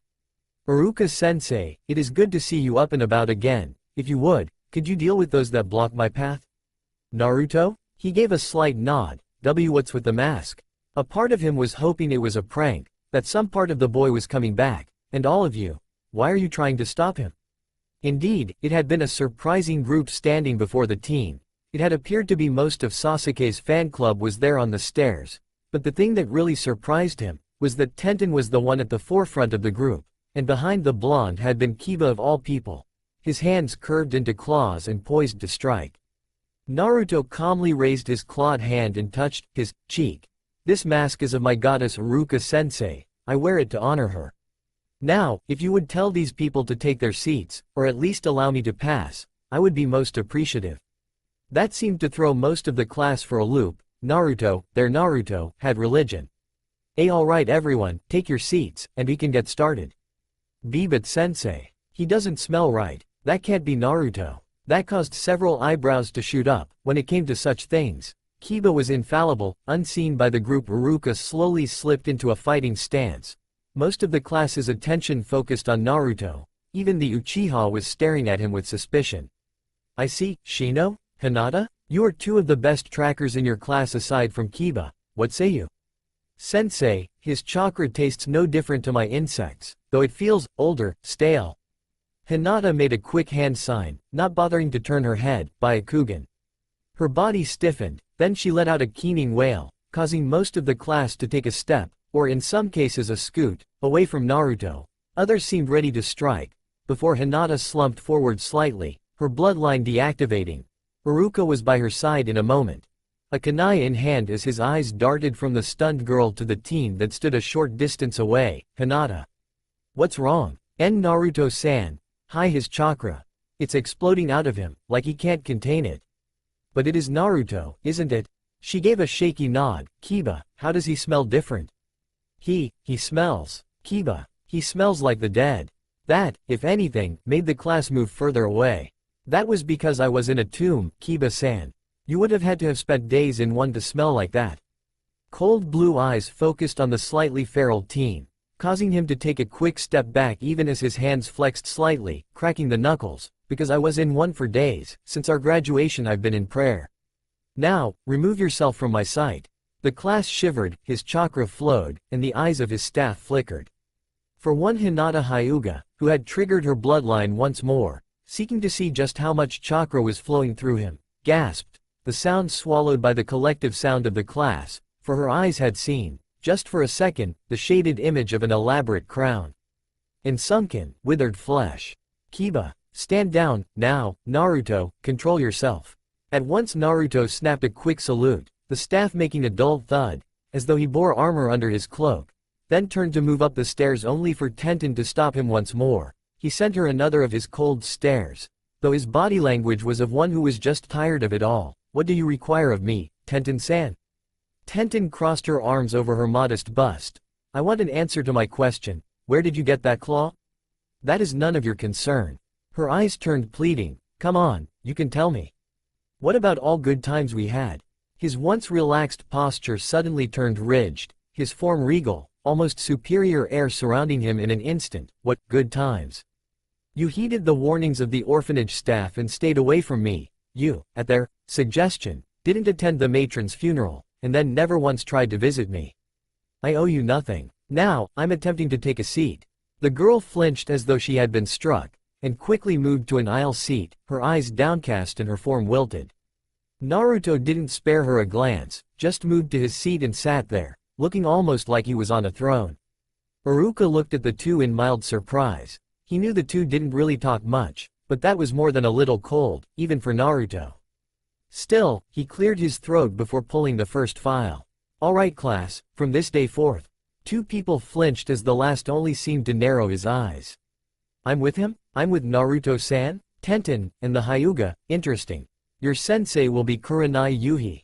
That made the blonde smile, unknown to them all, so the Hokage had allowed it. At least that's one person I think I can deal with. A woman, excellent. No chance she'll favor the boy over us. Kurenai sensei, the genjutsu mistress of the village, I fear I won't fit in that well here. The three were broken from their thoughts as a group of adults began to enter the room, the blonde in the back of the class standing the second he spotted the white bandages. Team 8, you're with me. Is that Naruto? What the hell happened to him? The way that Tenten shied away from the male member of their team was not lost on her, but from their file she hadn't seen anything that would hint at a dislike. She gave a mental shrug and attributed it to the sudden change in the blonde as they exited the school and began to make their way down the busy main street of the village, the path that connected the main gates with the Chunin Stadium. As they moved down the street, the looks and whispers that Naruto was receiving were not lost on them. None of the villagers understood just who this person was, but with the feminine mask, a hidden from thanks to his cloak, and the gold he bore, they seemed to think it was another woman, causing glares from some and admiring stares from others. Some commented on the gold, either it being gaudy, the person having a lot of money, or others wondering if she was seeing someone. More commented on the mask, wondering if she was disfigured, or if she was just protecting her features. The three women of the group were trying their best to bite back their laughter. The male didn't seem to even notice, only now and again flicking the long claws against one another, making a distinct tone echo through the streets. Sensei, where are we headed? We're going to a dango shop to meet up with our last member, an assistant I've arranged for. Anko-san. That caused three sets of eyes to lock on him. How do you know Anko-chan? I believe you already know Kurenai-sensei. Not to be disrespectful, but please do not insult me by thinking otherwise. Crimson eyes narrowed. Humor me. He let out a tired sigh. You both were well aware that I watched you when I was young, and after the traitor left, Anko-san seemed almost obsessed with me for reasons I cannot fathom. To this day she will follow me, hide around my home, though I am happy to note that she has not made any attempts, to my knowledge, to enter. Though right now I need to confirm things with her about her location several nights ago. Tenten seemed to slip into a state of unease at the idea of them knowing Naruto already. Something that, in her mind, could lead to favoritism. Oh, and why's that? His head tilted slightly, a sad-looking bow even as his shoulders slumped slightly. Someone destroyed something precious to me. I intend to find them, find out why, and kill them. 3 feet falters slightly. What will you do if she did do it? A cold sweat broke out across their bodies as icy blue eyes turned to them. Then she will not leave the restaurant. For her part, Kurenai looked scandalized. You would kill a comrade. If she did act against me, then she is no comrade. Would you dispute that? The boy had a point. Honor duels were not unheard of in the village. If a person was wronged, then they did need a way to solve those issues without resulting to clan war or outright murder. Still, the idea of Anko of all people destroying something important to anyone aside from Orochimaru was almost unthinkable, unless it was someone she was playing with. I wouldn't argue with that, but I'll tell you now it wasn't Anko. Oh? She got back from a mission only 2 days ago, and was given that time off to recover and replenish her supplies. The teen gave a slight nod before returning his gaze forward, his regal stride taking over once more. I see. Still, you'll understand if I confirm what you're saying. I trust. You don't trust our sensei? While he didn't glare, he did stare at Hinata for a long moment. Only a fool trusts a stranger blindly, Hinata-san. But you said you knew them. I watched them, Hinata-san. I thought they were pretty when I was young. Kurenai gave a mischievous smirk. Time to see if he was just playing at being mature. Oh, you don't think we are attractive now? He didn't seem to fall for the bait, however. As I said, you're a stranger, and physical beauty is the most fleeting, and the easiest to fabricate. It's meaningless, useless gilding on a weapon. Kurenai had to fight back a smile at that. A man after her own heart, though Tenten's snort was hardly ladylike, says the boy with a gold stick. She stiffened as those eyes locked on her once more. She had a feeling that if looks could kill, that she would be a smoldering smudge on the ground right now. You were touted as one of the greatest kunoichi of our generation, Tenten-san. That is from Iruka-sensei's own lips. Yet you judge something by appearance alone. Something that can easily get you killed. You disappoint me, Tenten. I wonder, did you join to be a warrior, or just to chase some pathetic bit of flesh like so many of your peers? You were held back once already. I wonder, how much of a distraction did that year's rookie provide? It was one Neji Hyuga, was it not? That set the girl's teeth to grinding, her face flushing, either from embarrassment or rage they couldn't say. The fact she had failed her graduation test was a very sensitive subject for her. She had been unable to pull off the henge properly due to new seals she had sewn into her clothing to hold additional weapons, and it had cost her. And she would never admit to having a massive crush on the stoic, fate-obsessed boy, not ever, you arrogant prick. Arrogance? Not at all. I'm making observations and asking questions. The fact that I am disappointed in my findings is simply a point I was making. Shut up, as you wish. That one caught her off guard. What? He didn't answer, only pausing to get the door for the girls and his sensei before following them in. After a quick glance around, Kurenai spotted her target and gestured for them to follow. As they neared, the purple-haired woman smirked. Kurenai-chan. Meet. It's good to see you all.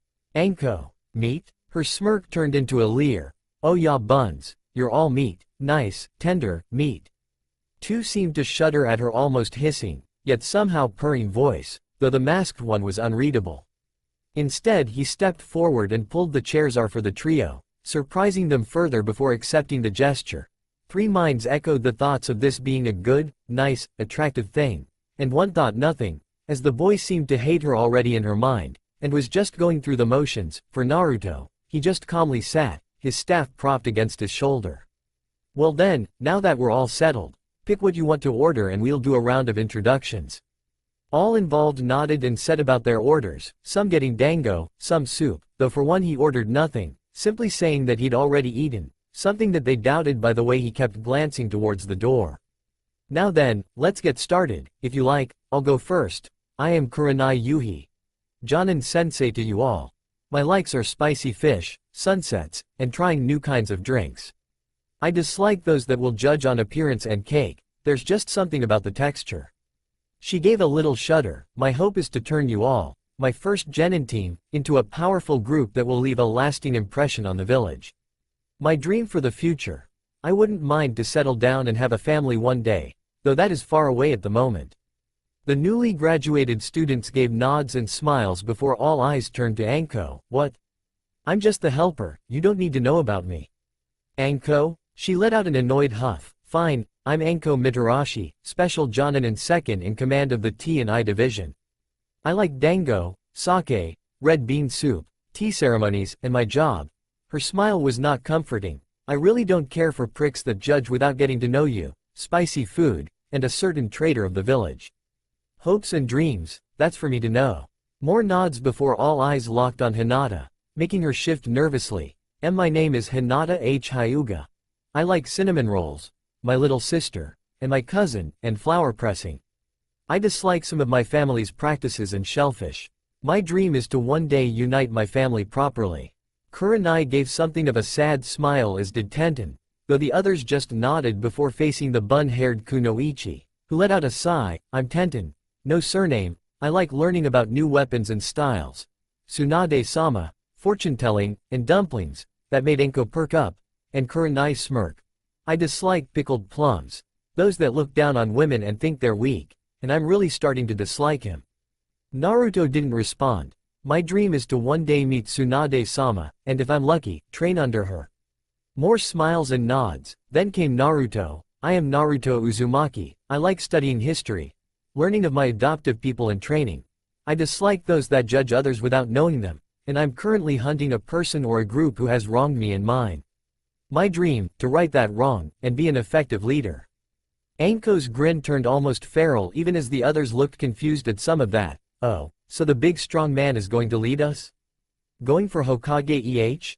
Gender has nothing to do with it, and if I must be Hokage then I shall, though that's not the only option.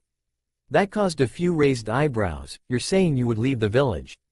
He just gave Anko a neutral look. Tell me, Anko-sensei, if you live in a place that would deny you your dreams, wouldn't you leave? Also, before you all get worried about what I have said, I know that I can't be a true ninja yet. If it were this easy to become a ninja then our ranks wouldn't be as thin as they are, and the mortality rate would be much higher. Why would you assume that? Simple, if all those among Sasuke or Neji's fangirls were truly made ninja then I would expect there to be a marked increase in the number of funerals in this village, which is not the case. Only one nodded, as Kurenai and Anko didn't know much about the situation, though the mumbled, sexist bastard, was picked up, and much to her cringe was answered. You think me in the wrong, Tenten-san? You're telling me that if some of those girls went up against even something as weak as bandits that they would survive? I think they would kill maybe one, then freeze when they realized what they did, then would be captured, raped and murdered. If it was a missing nin, or a rival village, even more would fall, and give up potentially vital information before meeting the same fate. Assuming they don't have a bloodline, then they would be kept.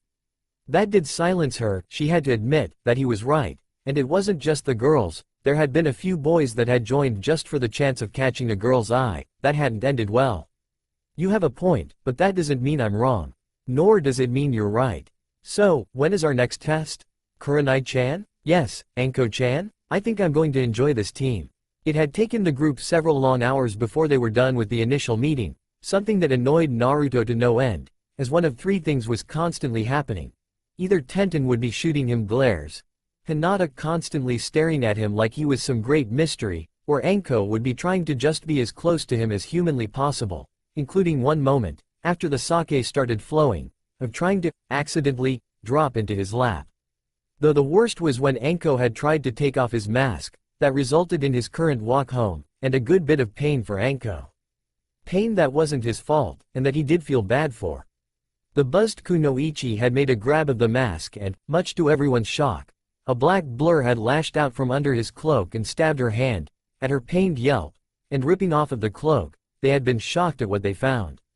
Naruto's normal clothing was buried under a thick layer of armor. The whole of the breastplate formed out of thick, crimson-looking gold, precious stones, and carvings, the majority of them showing similar birds to that found on the staff, armor the likes of which they had never seen before. Most of the upper chest looked as though someone had made a great circle of these feather-like plates, then just draped it over his shoulders, his head through the donut hole, as the interrogator had called it.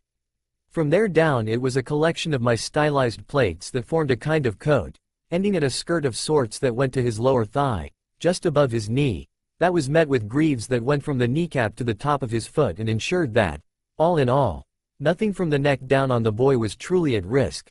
Indeed, the only true bits of skin that could easily be seen were on his arms, and even then, only really the right one. When he was asked, he simply said that he was ready for the test.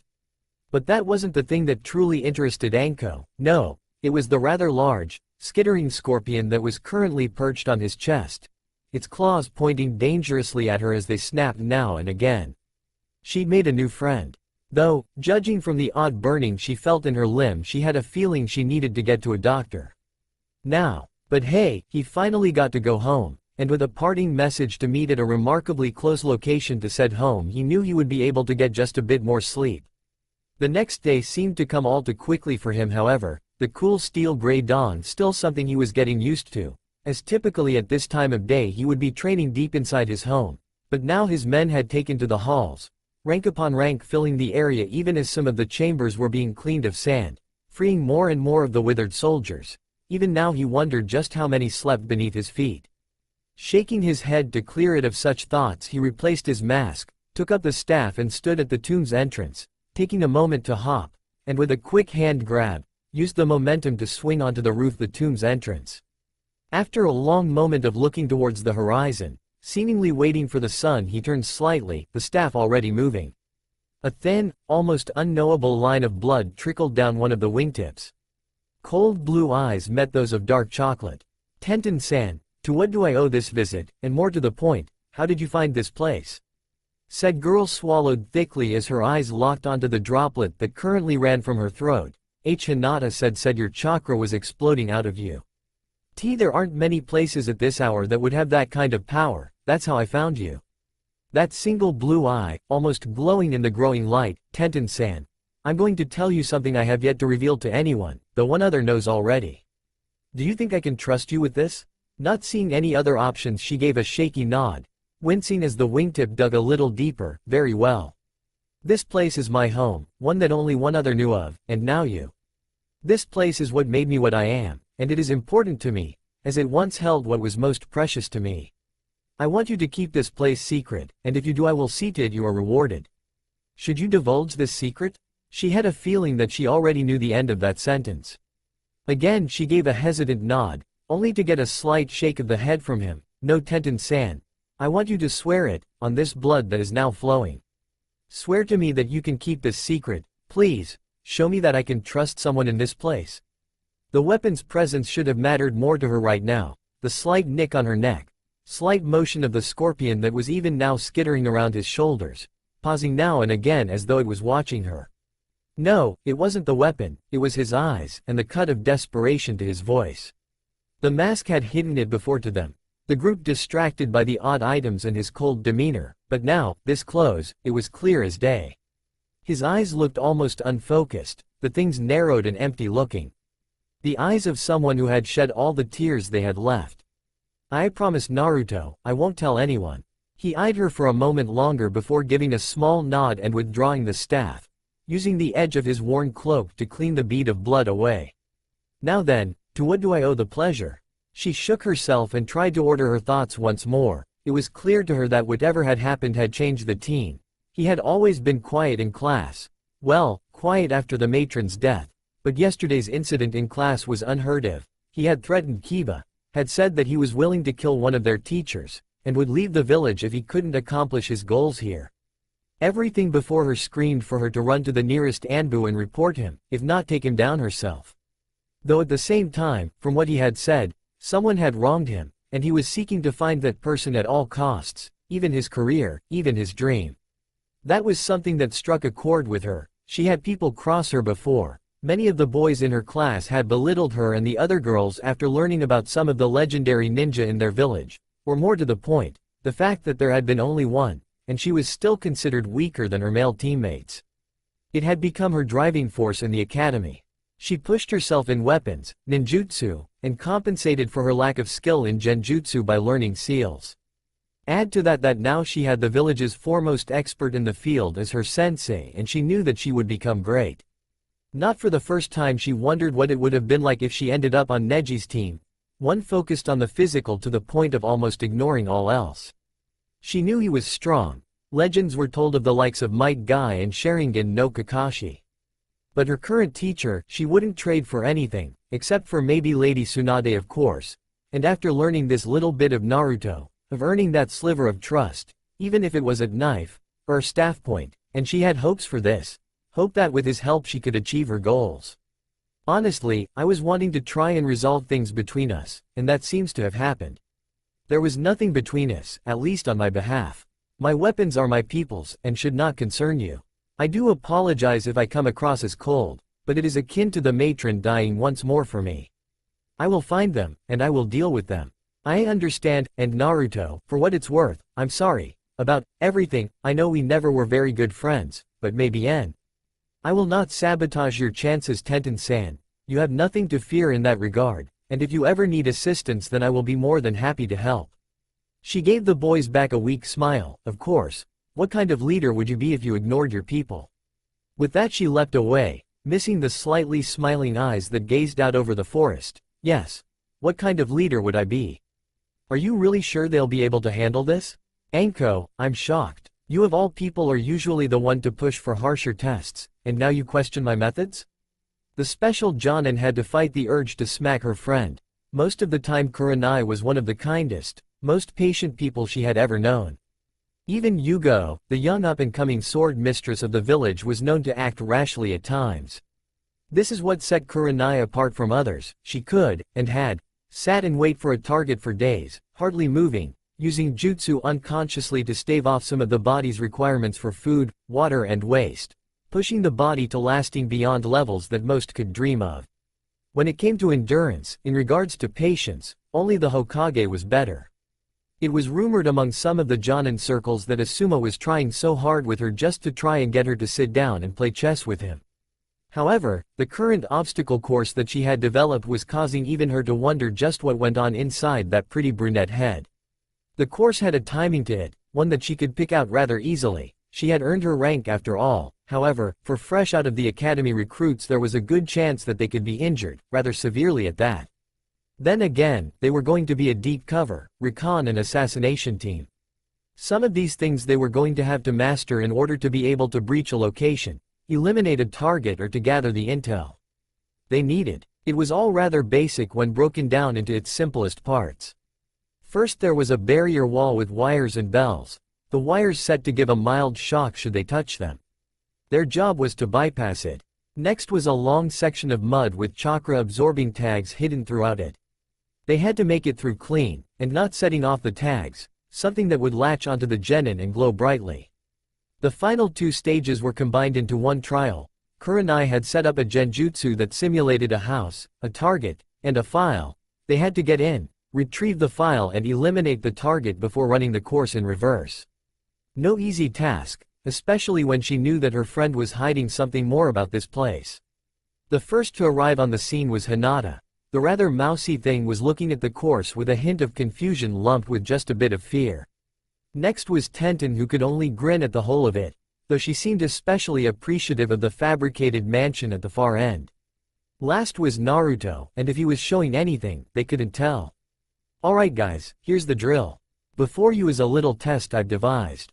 The three of you will start here, progress through, and infiltrate the structure. Your objective is to eliminate all targets, retrieve the information, exit, and make your way back through the course. While I observe and judge, Anko here will be running interference. I have a layered series of illusions to help with the realism of this exercise, and trust me when I say that this is not beyond you. You are three of the best of your class regardless of what the teachers and your peers may say. When you pass, you will become fully accredited ninja.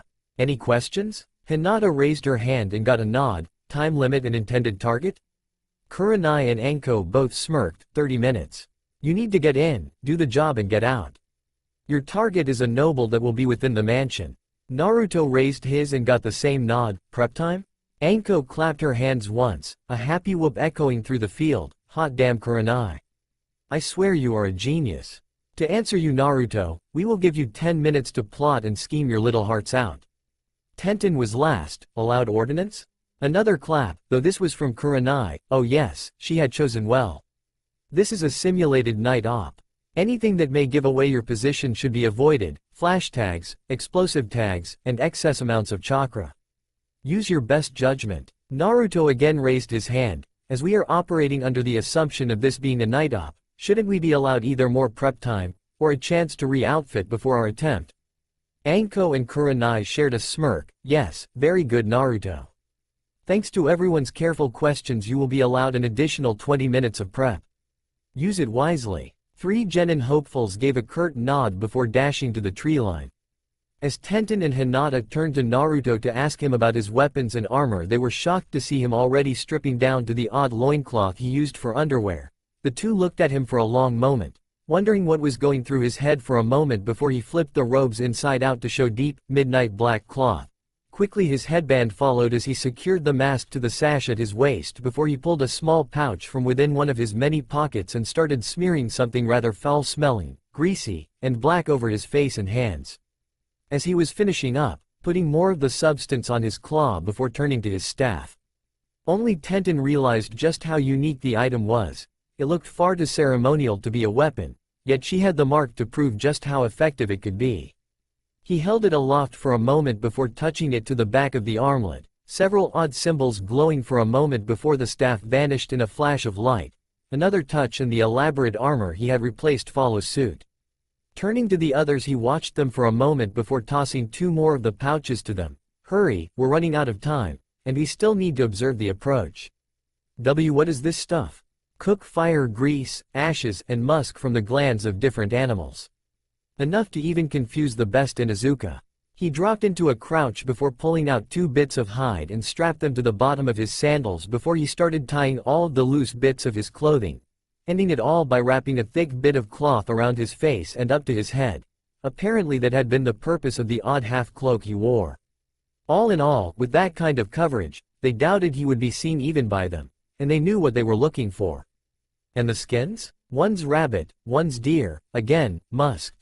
Now hurry up. Hinata went to work at once, her nose wrinkling at the smell, but not denying how effective it would be. Though she did wonder what her father would say. After a moment, however, she paused, looking at her own clothing with a frown only to feel something draped over her head before the sounds of cutting fabric were heard. Looking back, she gaped slightly to see he had pulled off the heavy brown cloak he wore and had tossed it over her and Tenten before the claw had apparently divided it for the two. Pausing to throw another few strips of cloth for them, he nodded. Use that to wrap up and tie off. I think they were counting on us being very unprepared. I'm not one to be caught unawares. The 2 girls smirked as they went to work, the cloth easily doing the job to cover their tops. The both were wearing dark pants already. Your claw's good, but here, I keep a small supply of these to use with a shadow blade technique I've been practicing. The young brunette pulled a small brace of pitch-black kunai from one of her leg holsters and tossed 3 to each, both nin hopefuls stashing them in pouches. Seemingly not to be outdone, Hinata pulled 2 small containers of ointment from a pocket in her jacket. Here, it's a medical cream that forces sea clotting. If you get cut, you use it with Naruto-kun's masking agent. Again, 3 nods and they were ready to step out to the approach, the act shocking the 2 jonin into silence as they observed the trio. By far the most prepared looking was Naruto, his clothing seemingly made to be reversed for this role. Next to him, and with a rather quick-witted use of his cloak, were Tenten and Hinata, their clothing also streaked with some black substance to help break up their patterns. Not even that odd claw of Naruto's could be seen shining in the light. It was almost terrifying. The only things that really stuck out on the group were Hinata's bright, lavender eyes and Naruto's piercing blues, though his were toned down by the heavy cloth that covered most of his head.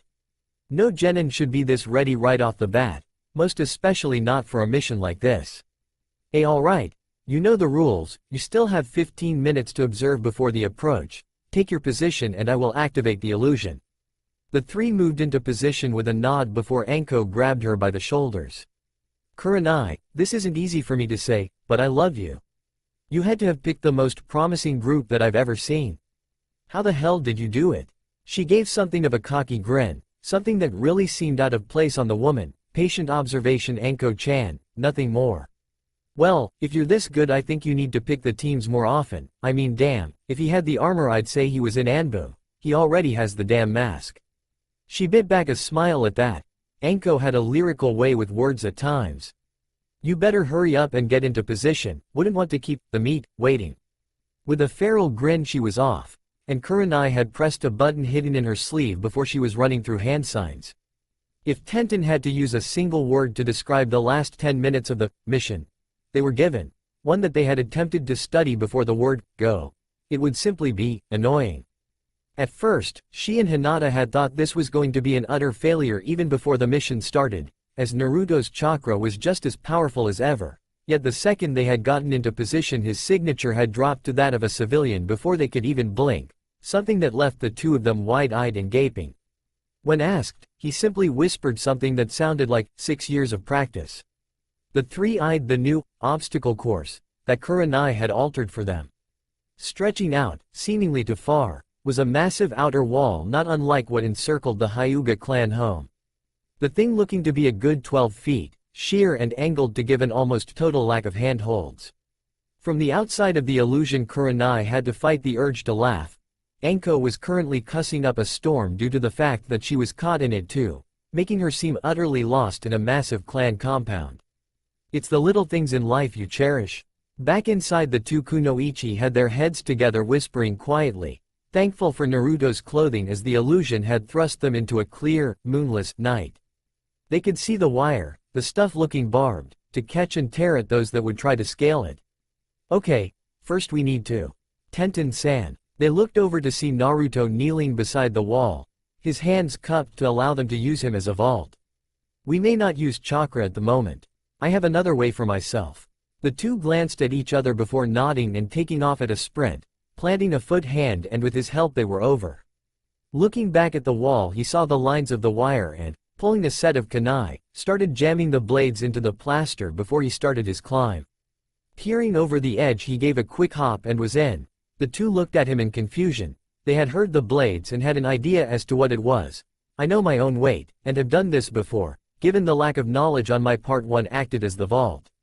They gave quick nod as Hinata pulsed her Byakugan now and again to see what this may hold and winced. This will be a problem. The courtyard is a trap, mud made to look like stone. Beneath it are explosive tags on pressure traps. There look to be 2 approaches, both heavily guarded. I can guide us, but we may leave a trail when we get inside. This mud is a problem.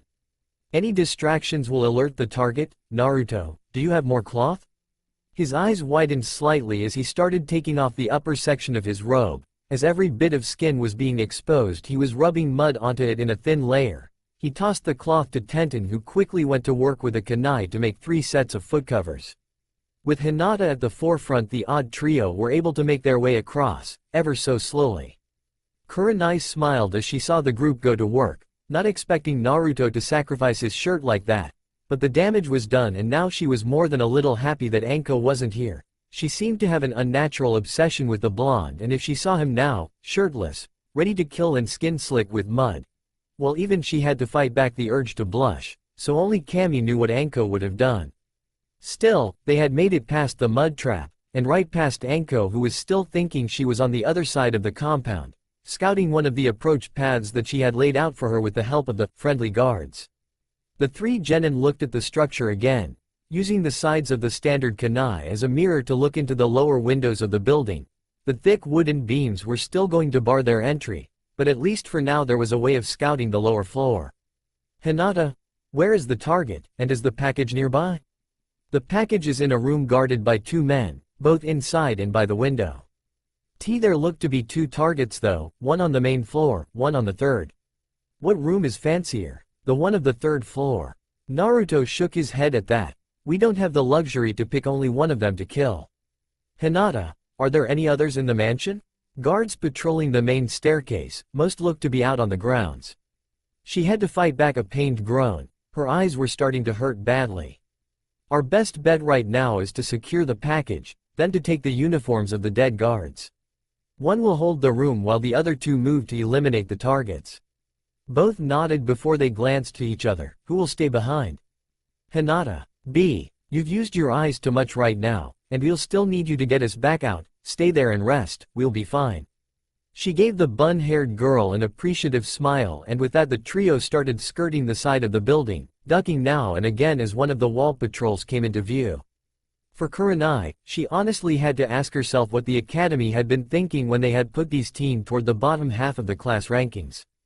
Already they had managed far better than she had thought them capable of. Instead they were acting like this was no mere test, but that they were already Anbu and moving in for a proper, high-profile, kill. Well, Anbu would have better means, yet still it was admirable. 3 shadows, unseen by 2 men, flitted by the window. Oh, I said to him, wrecked him? Damn near killed him. The man beside him let out an annoyed sigh. Hero, seriously, you have to stop with the jokes, just once. Can't we have a quiet shift? A long, pregnant silence was his answer. Again he sighed. Look, sorry, it's just my wife has B. He turned to his partner, ready to continue his own tale only for his eyes to widen in horror. Long, glittering wires were wrapped around the man's throat, his eyes wide in horror. The whites replaced by blood as the wires sliced his throat, the wooden bars of the window acting as the tether that was keeping the man upright.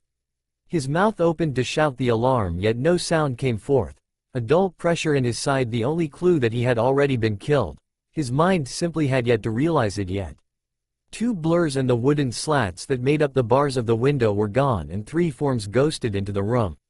Impressive weapon, Naruto-kun. Noting he two very small holes in the wall where the claws had slipped through the plaster as though it was butter. He gave a silent nod before moving slowly to the package, the long talons running through the air above the thing before he froze. Wires, Tenten, do you see where they lead? Hinata, pulse your bloodline once more to ensure these are the right documents. The two gave a curt nod as they went to work. Hinata stepping closer to look at the papers within, only to freeze just like Naruto had. Explosive notes. Tenten had traced the wires to slightly raised platform. It seemed if the wires were released the panel would depress and set off a secondary trap. Move back slowly. Hinata, did you see any special walls, a safe, anything? She gave a silent nod, whispering, safe, even as Naruto had moved back and started removing the uniforms of the guards. Thankful for the wooden half-masks that clothed their faces, the things in a slight lion motif. Alright, Hinata, take a moment to rest. Naruto and I will move to the other targets. After you've rested, start on the safe. She gave a shaky nod as her teammates slipped on the uniforms, took up the spears that the soldiers had used and slipped out into the hall. Kurenai gave a low whistle as she saw the two deal with the guards. Granted, they were only illusions, but it was still one of the more realistic ones she had used, from one of her own early missions. Tenten's use of the wire was masterful, and the pure power that claw had demonstrated, even if it was all fake, the mind should have still added the resistance of the weapon to the wall. So either he had never used it on a surface before, or it really was that sharp, both very real possibilities in this instance. She watched with a smirk as the two moved to the first room and started chatting with the guards. Time for one of the first real trials. Hero. Oh, thank Kami. Tell me a joke or something. Talking to Riku is like arguing with a wall. Said man. Riku just scowled at his partner. Hiro's eyes smiled as he thumbed the man next to him. Unseen by all, Hiro's throat muscles were working slightly before speaking. Can't be worse than fucking his wife. Damn. I think a sheep would have been more egger.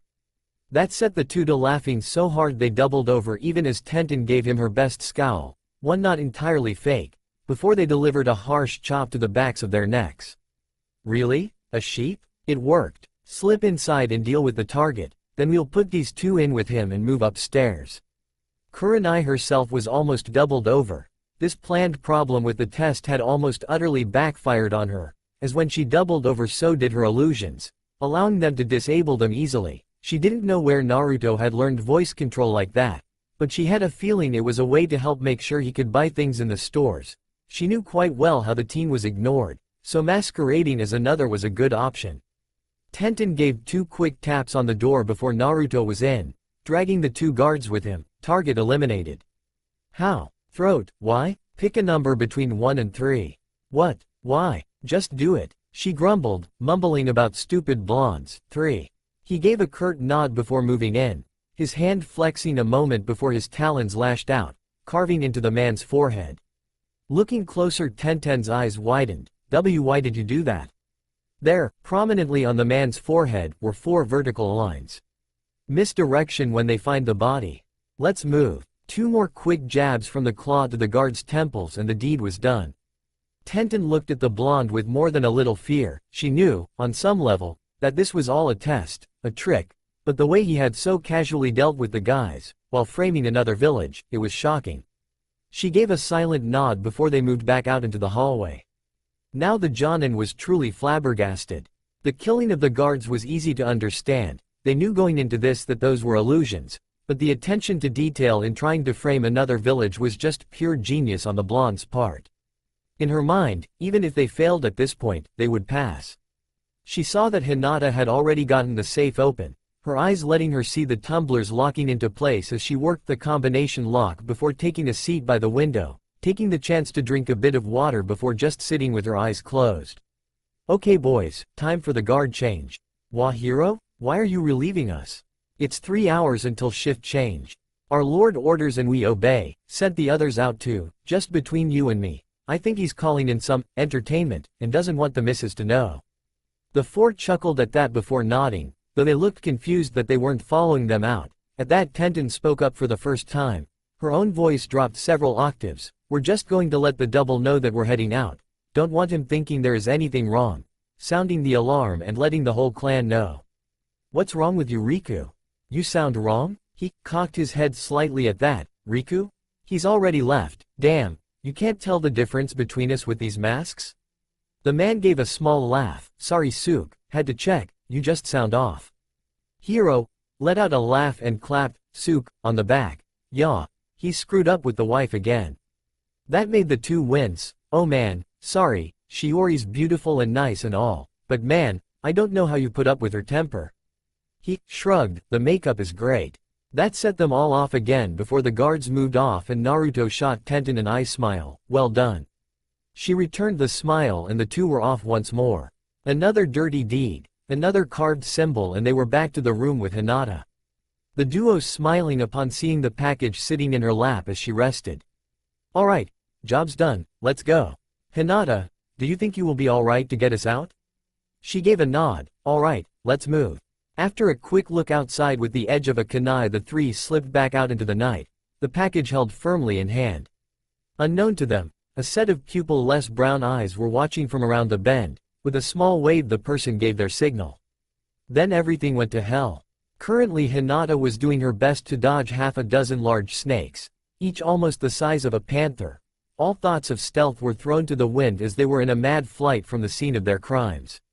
Right now Tenten was busy with several of the guards who had shown up, wires ensnaring spears, kunai and shuriken lashing out to slice the heads from weapon, strike tendons and sever arteries.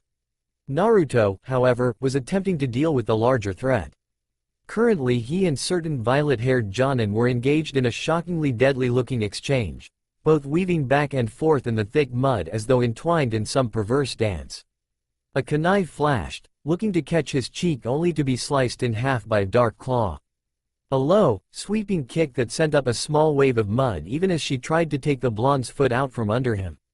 He hopped into the air, but it wasn't enough to save him from getting a face full of the muck. However, the thick cloth saved him from the worst of it. Still, it was enough to cause him enough pause to let her tackle him bodily to the ground. You know Naruto-kun, it would be a lot easier if you just gave up. I could even guarantee you a place in our ranks.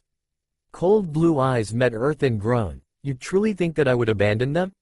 Her body stiffened as his talons pressed lightly against her throat.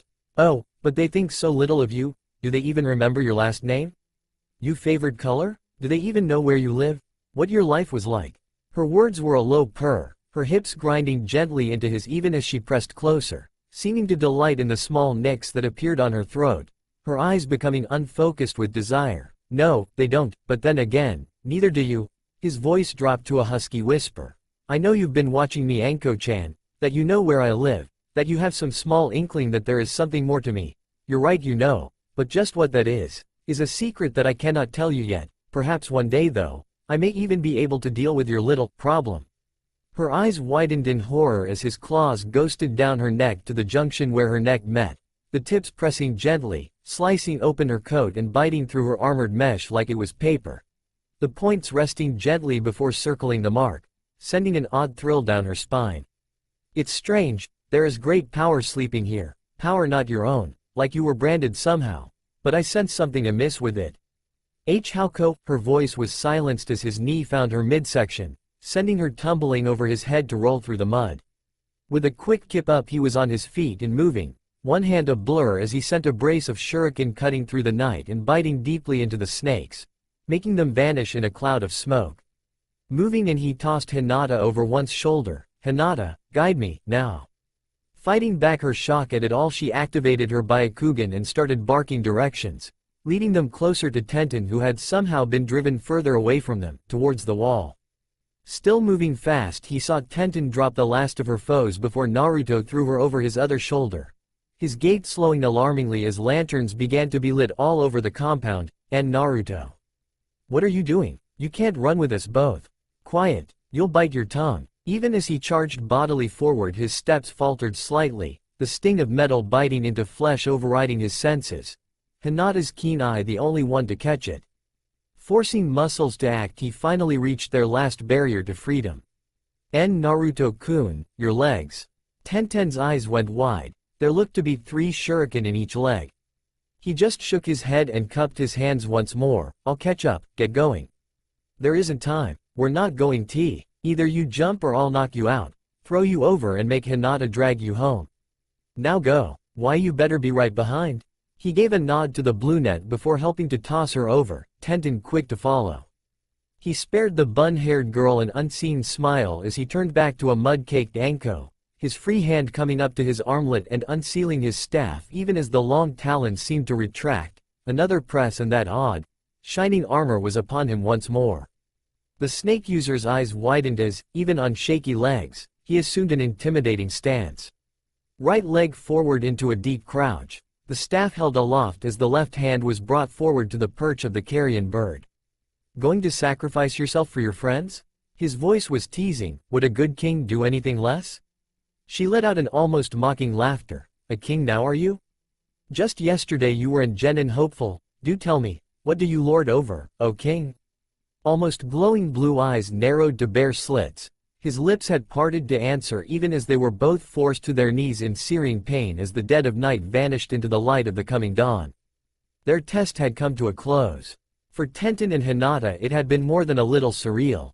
As their feet had touched the ground on the other side of the wall, the illusion had dissolved, quickly reminding them that this was far from the life and death situation that their minds had made them believe. They were back in that oddly cleared field with the severed trunks. Gone were the massive, imposing walls and mine-ridden courtyard, replaced with a simple wooden wall and slickened mud pit that currently had Naruto and Anko facing off in it.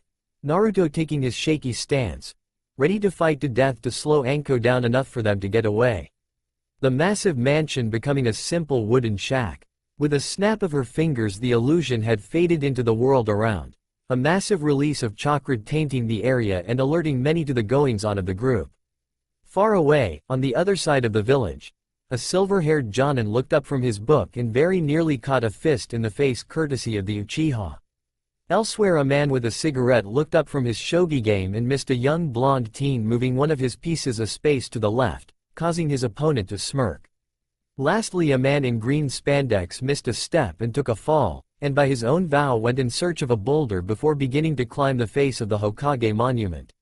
Forcing himself to his feet, Naruto, logically, knew that there were no injuries to his legs, yet the tricks played on him by his own mind were screaming at him that he had been stabbed in the legs, that he needed to seek medical attention or at the least lay down. He fought it off. For Anko, who had been trapped as well, although not injured, she was still feeling the sudden loss of equilibrium due to the changes in scale and shift from night to day. Not much fun. Alright everyone, bring it in. 4 sets of eyes locked on the brunette before moving in, one hobbling before dropping to the ground before her, the 3 girls quick to check on him and make sure he was okay. Kurenai's smile was less than comforting. Are you having a problem, Naruto-san? Narrowed eyes met hers, though his voice sounded slightly jovial. You're quite good at genjutsu, Kurenai-sensei. Now her grin was a genuine one. Why thank you. Now, can you tell me what you did wrong? Any of you? Silence was her answer. Yet her smile never faltered. Good answer. That caused a few confused looks. Kurenai-sensei, why do you mean? Hinata, given your situation, with the information you had on hand, you acted almost perfectly. For those more skilled, or permitted to use chakra, then you would be able to have gotten in and out without the secondary kills. As it stands, you were perfect for an assassin or spy that didn't have ninja training. Tenten, you recall the boy in your class that couldn't use chakra, correct? She received a nod. This is not unlike how he would have had to act. That portion of the test was to see if you relied too heavily on your chakra. The only amounts you used were the small pulses needed for Hinata's bloodline. You were also able to avoid the traps initially until we turned the tables on you. How do you mean? You didn't find it odd, Tenten, that Anko found you suddenly like that? That the guards just seemed to keep coming? And now that you mention it, yes, there was a second layer of illusions that I triggered upon your escape, and allowed Anko to try and slow you down, within reason. Now Naruto, I would like to commend you on your willingness to sacrifice yourself for your teammates, but I must ask, what were you thinking by trying to carry them all out of there? They are kunoichi of the village, you need to trust in their skills. Naruto was silent for a moment before looking to Tenten and Hinata, the former looking more than a bit annoyed while the latter looked emotionless. Kurenai-sensei, I do not think badly of Hinata-san or Tenten-san. I simply knew that Hinata had already strained herself in battle and should expend her power guiding us, and you Tenten, if I had let you follow or lead, it could have resulted in a tripping of the mines, or you being stuck and falling, and with me already carrying Hinata I was unsure if I could turn back in time to render aid. Afterwards I knew my injuries would have only slowed the others down, so I turned to fight. I said that I wanted to be a leader. Well, a good leader is the first one in, and the last one out. In this instance I couldn't be the first in, so I was at least going to be the last out.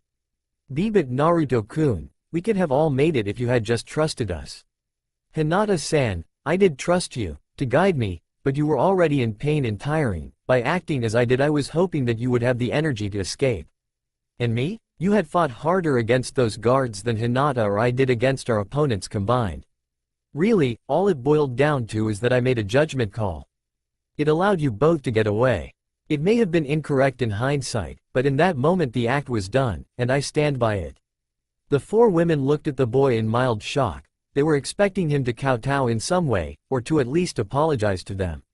The way any other boy may act when faced with a group of angry, or at least accusing, women bearing down on them. Instead he held firm to his stance and refused to budge, earning a begrudging respect from the crimson-eyed Jonin. Alright. Well, all that aside, I must admit that I'm quite impressed. Anko? The woman gave a nod. At no time did they give away their positions to either myself or my snakes, something that actually confused the hell out of me. How did you guys trick them? It wasn't until the end, when they could see you, that you were in danger of them.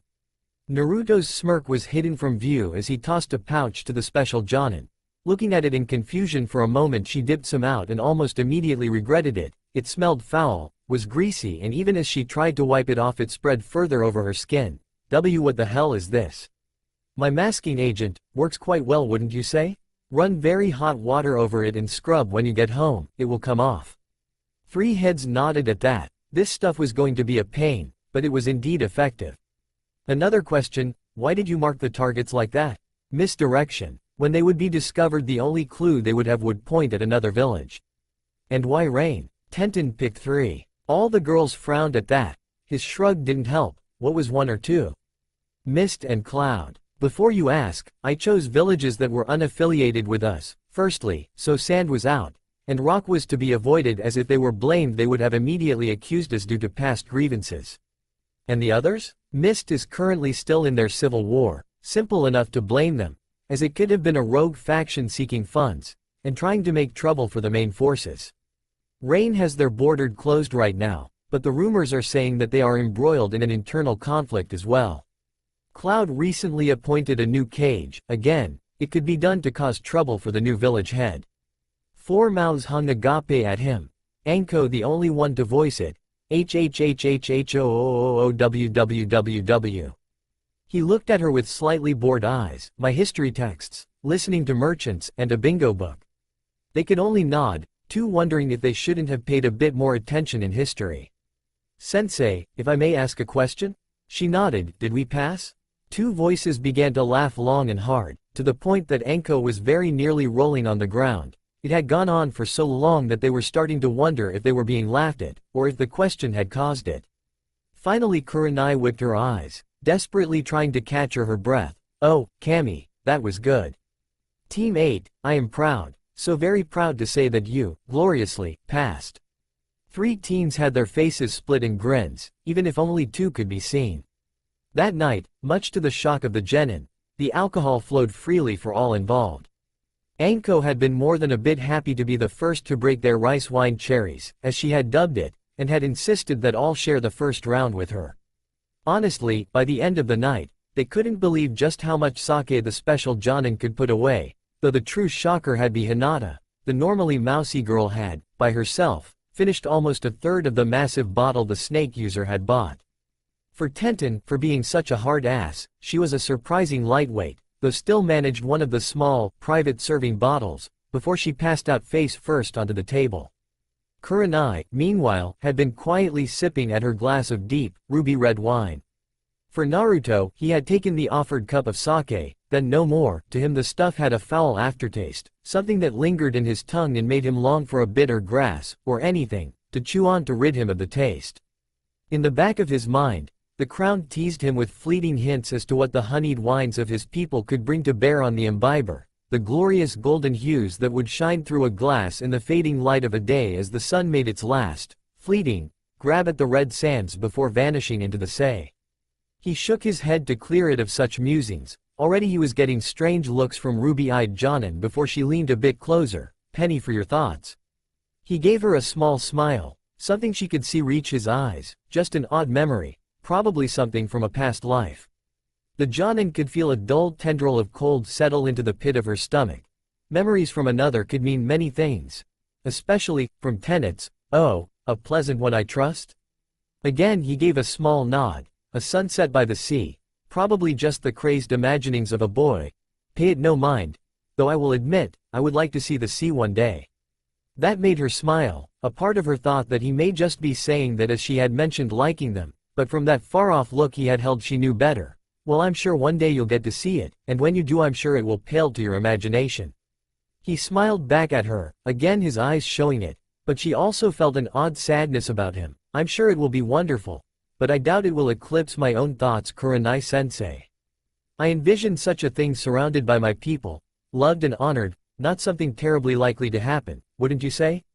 She hadn't even realized she had moved at first, a hand coming to rest on his shoulder even as their voices were drowned out by Anko and Hinata starting up an odd song, her comforting gesture hampered by the armor he bore under his cloak.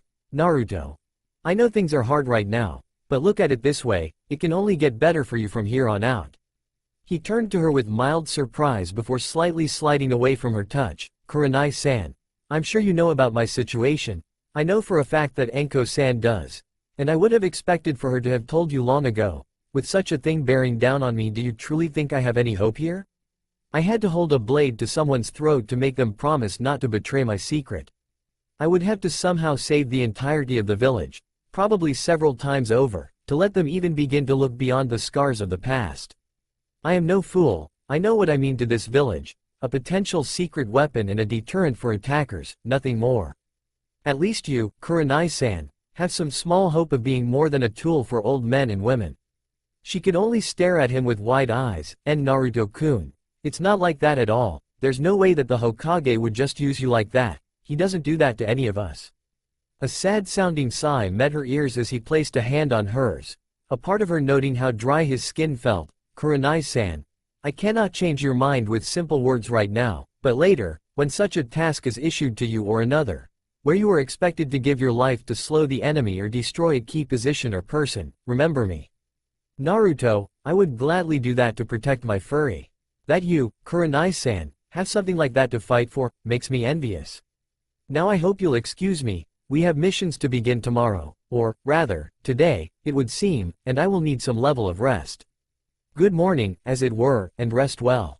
Without so much as a glance back, the teen took up his staff once more and, despite his size and trappings, seemed to bleed into the throng of people the bar still held and vanished. Yet for Kurenai Yuhi, she had to stop herself for continuing to look, wondering at just how far removed the boy felt from this place. For Naruto, as he made a snaking, back alley path back to his home, he wondered if he hadn't been a bit too candid with his sensei. He knew that she was just trying to be kind, to comfort him and to reach out, an attempt to bring them all together as a team, but for him, he knew what it was that he needed to do, to find Megami's killer and to ensure that they paid 1,000-fold for what they had done to her. So focused was he on his thoughts that he never saw the shadow that seemed to creep through the narrow passageway. Never did he see the wrinkled hands that snaked out from the small alcove that normally served as a place for refuse bins. He never saw the dull, faintly glowing violet eyes that followed him, even as a shockingly strong hand lashed out to grab his wrist before pulling him close, its other knocking aside the mask and covering his mouth even as it drew closer, and, oh. His eyes widened in mild horror as the face drew ever closer, old, weathered lips closing on his. His breath caught, he could feel his chakra flowing out of his body, suddenly feeling so very tired. The last thing he saw, before he felt the last dredges of his consciousness faded, a set of small, jade cones. That's all for now. If you enjoy it then please like, share and do comments.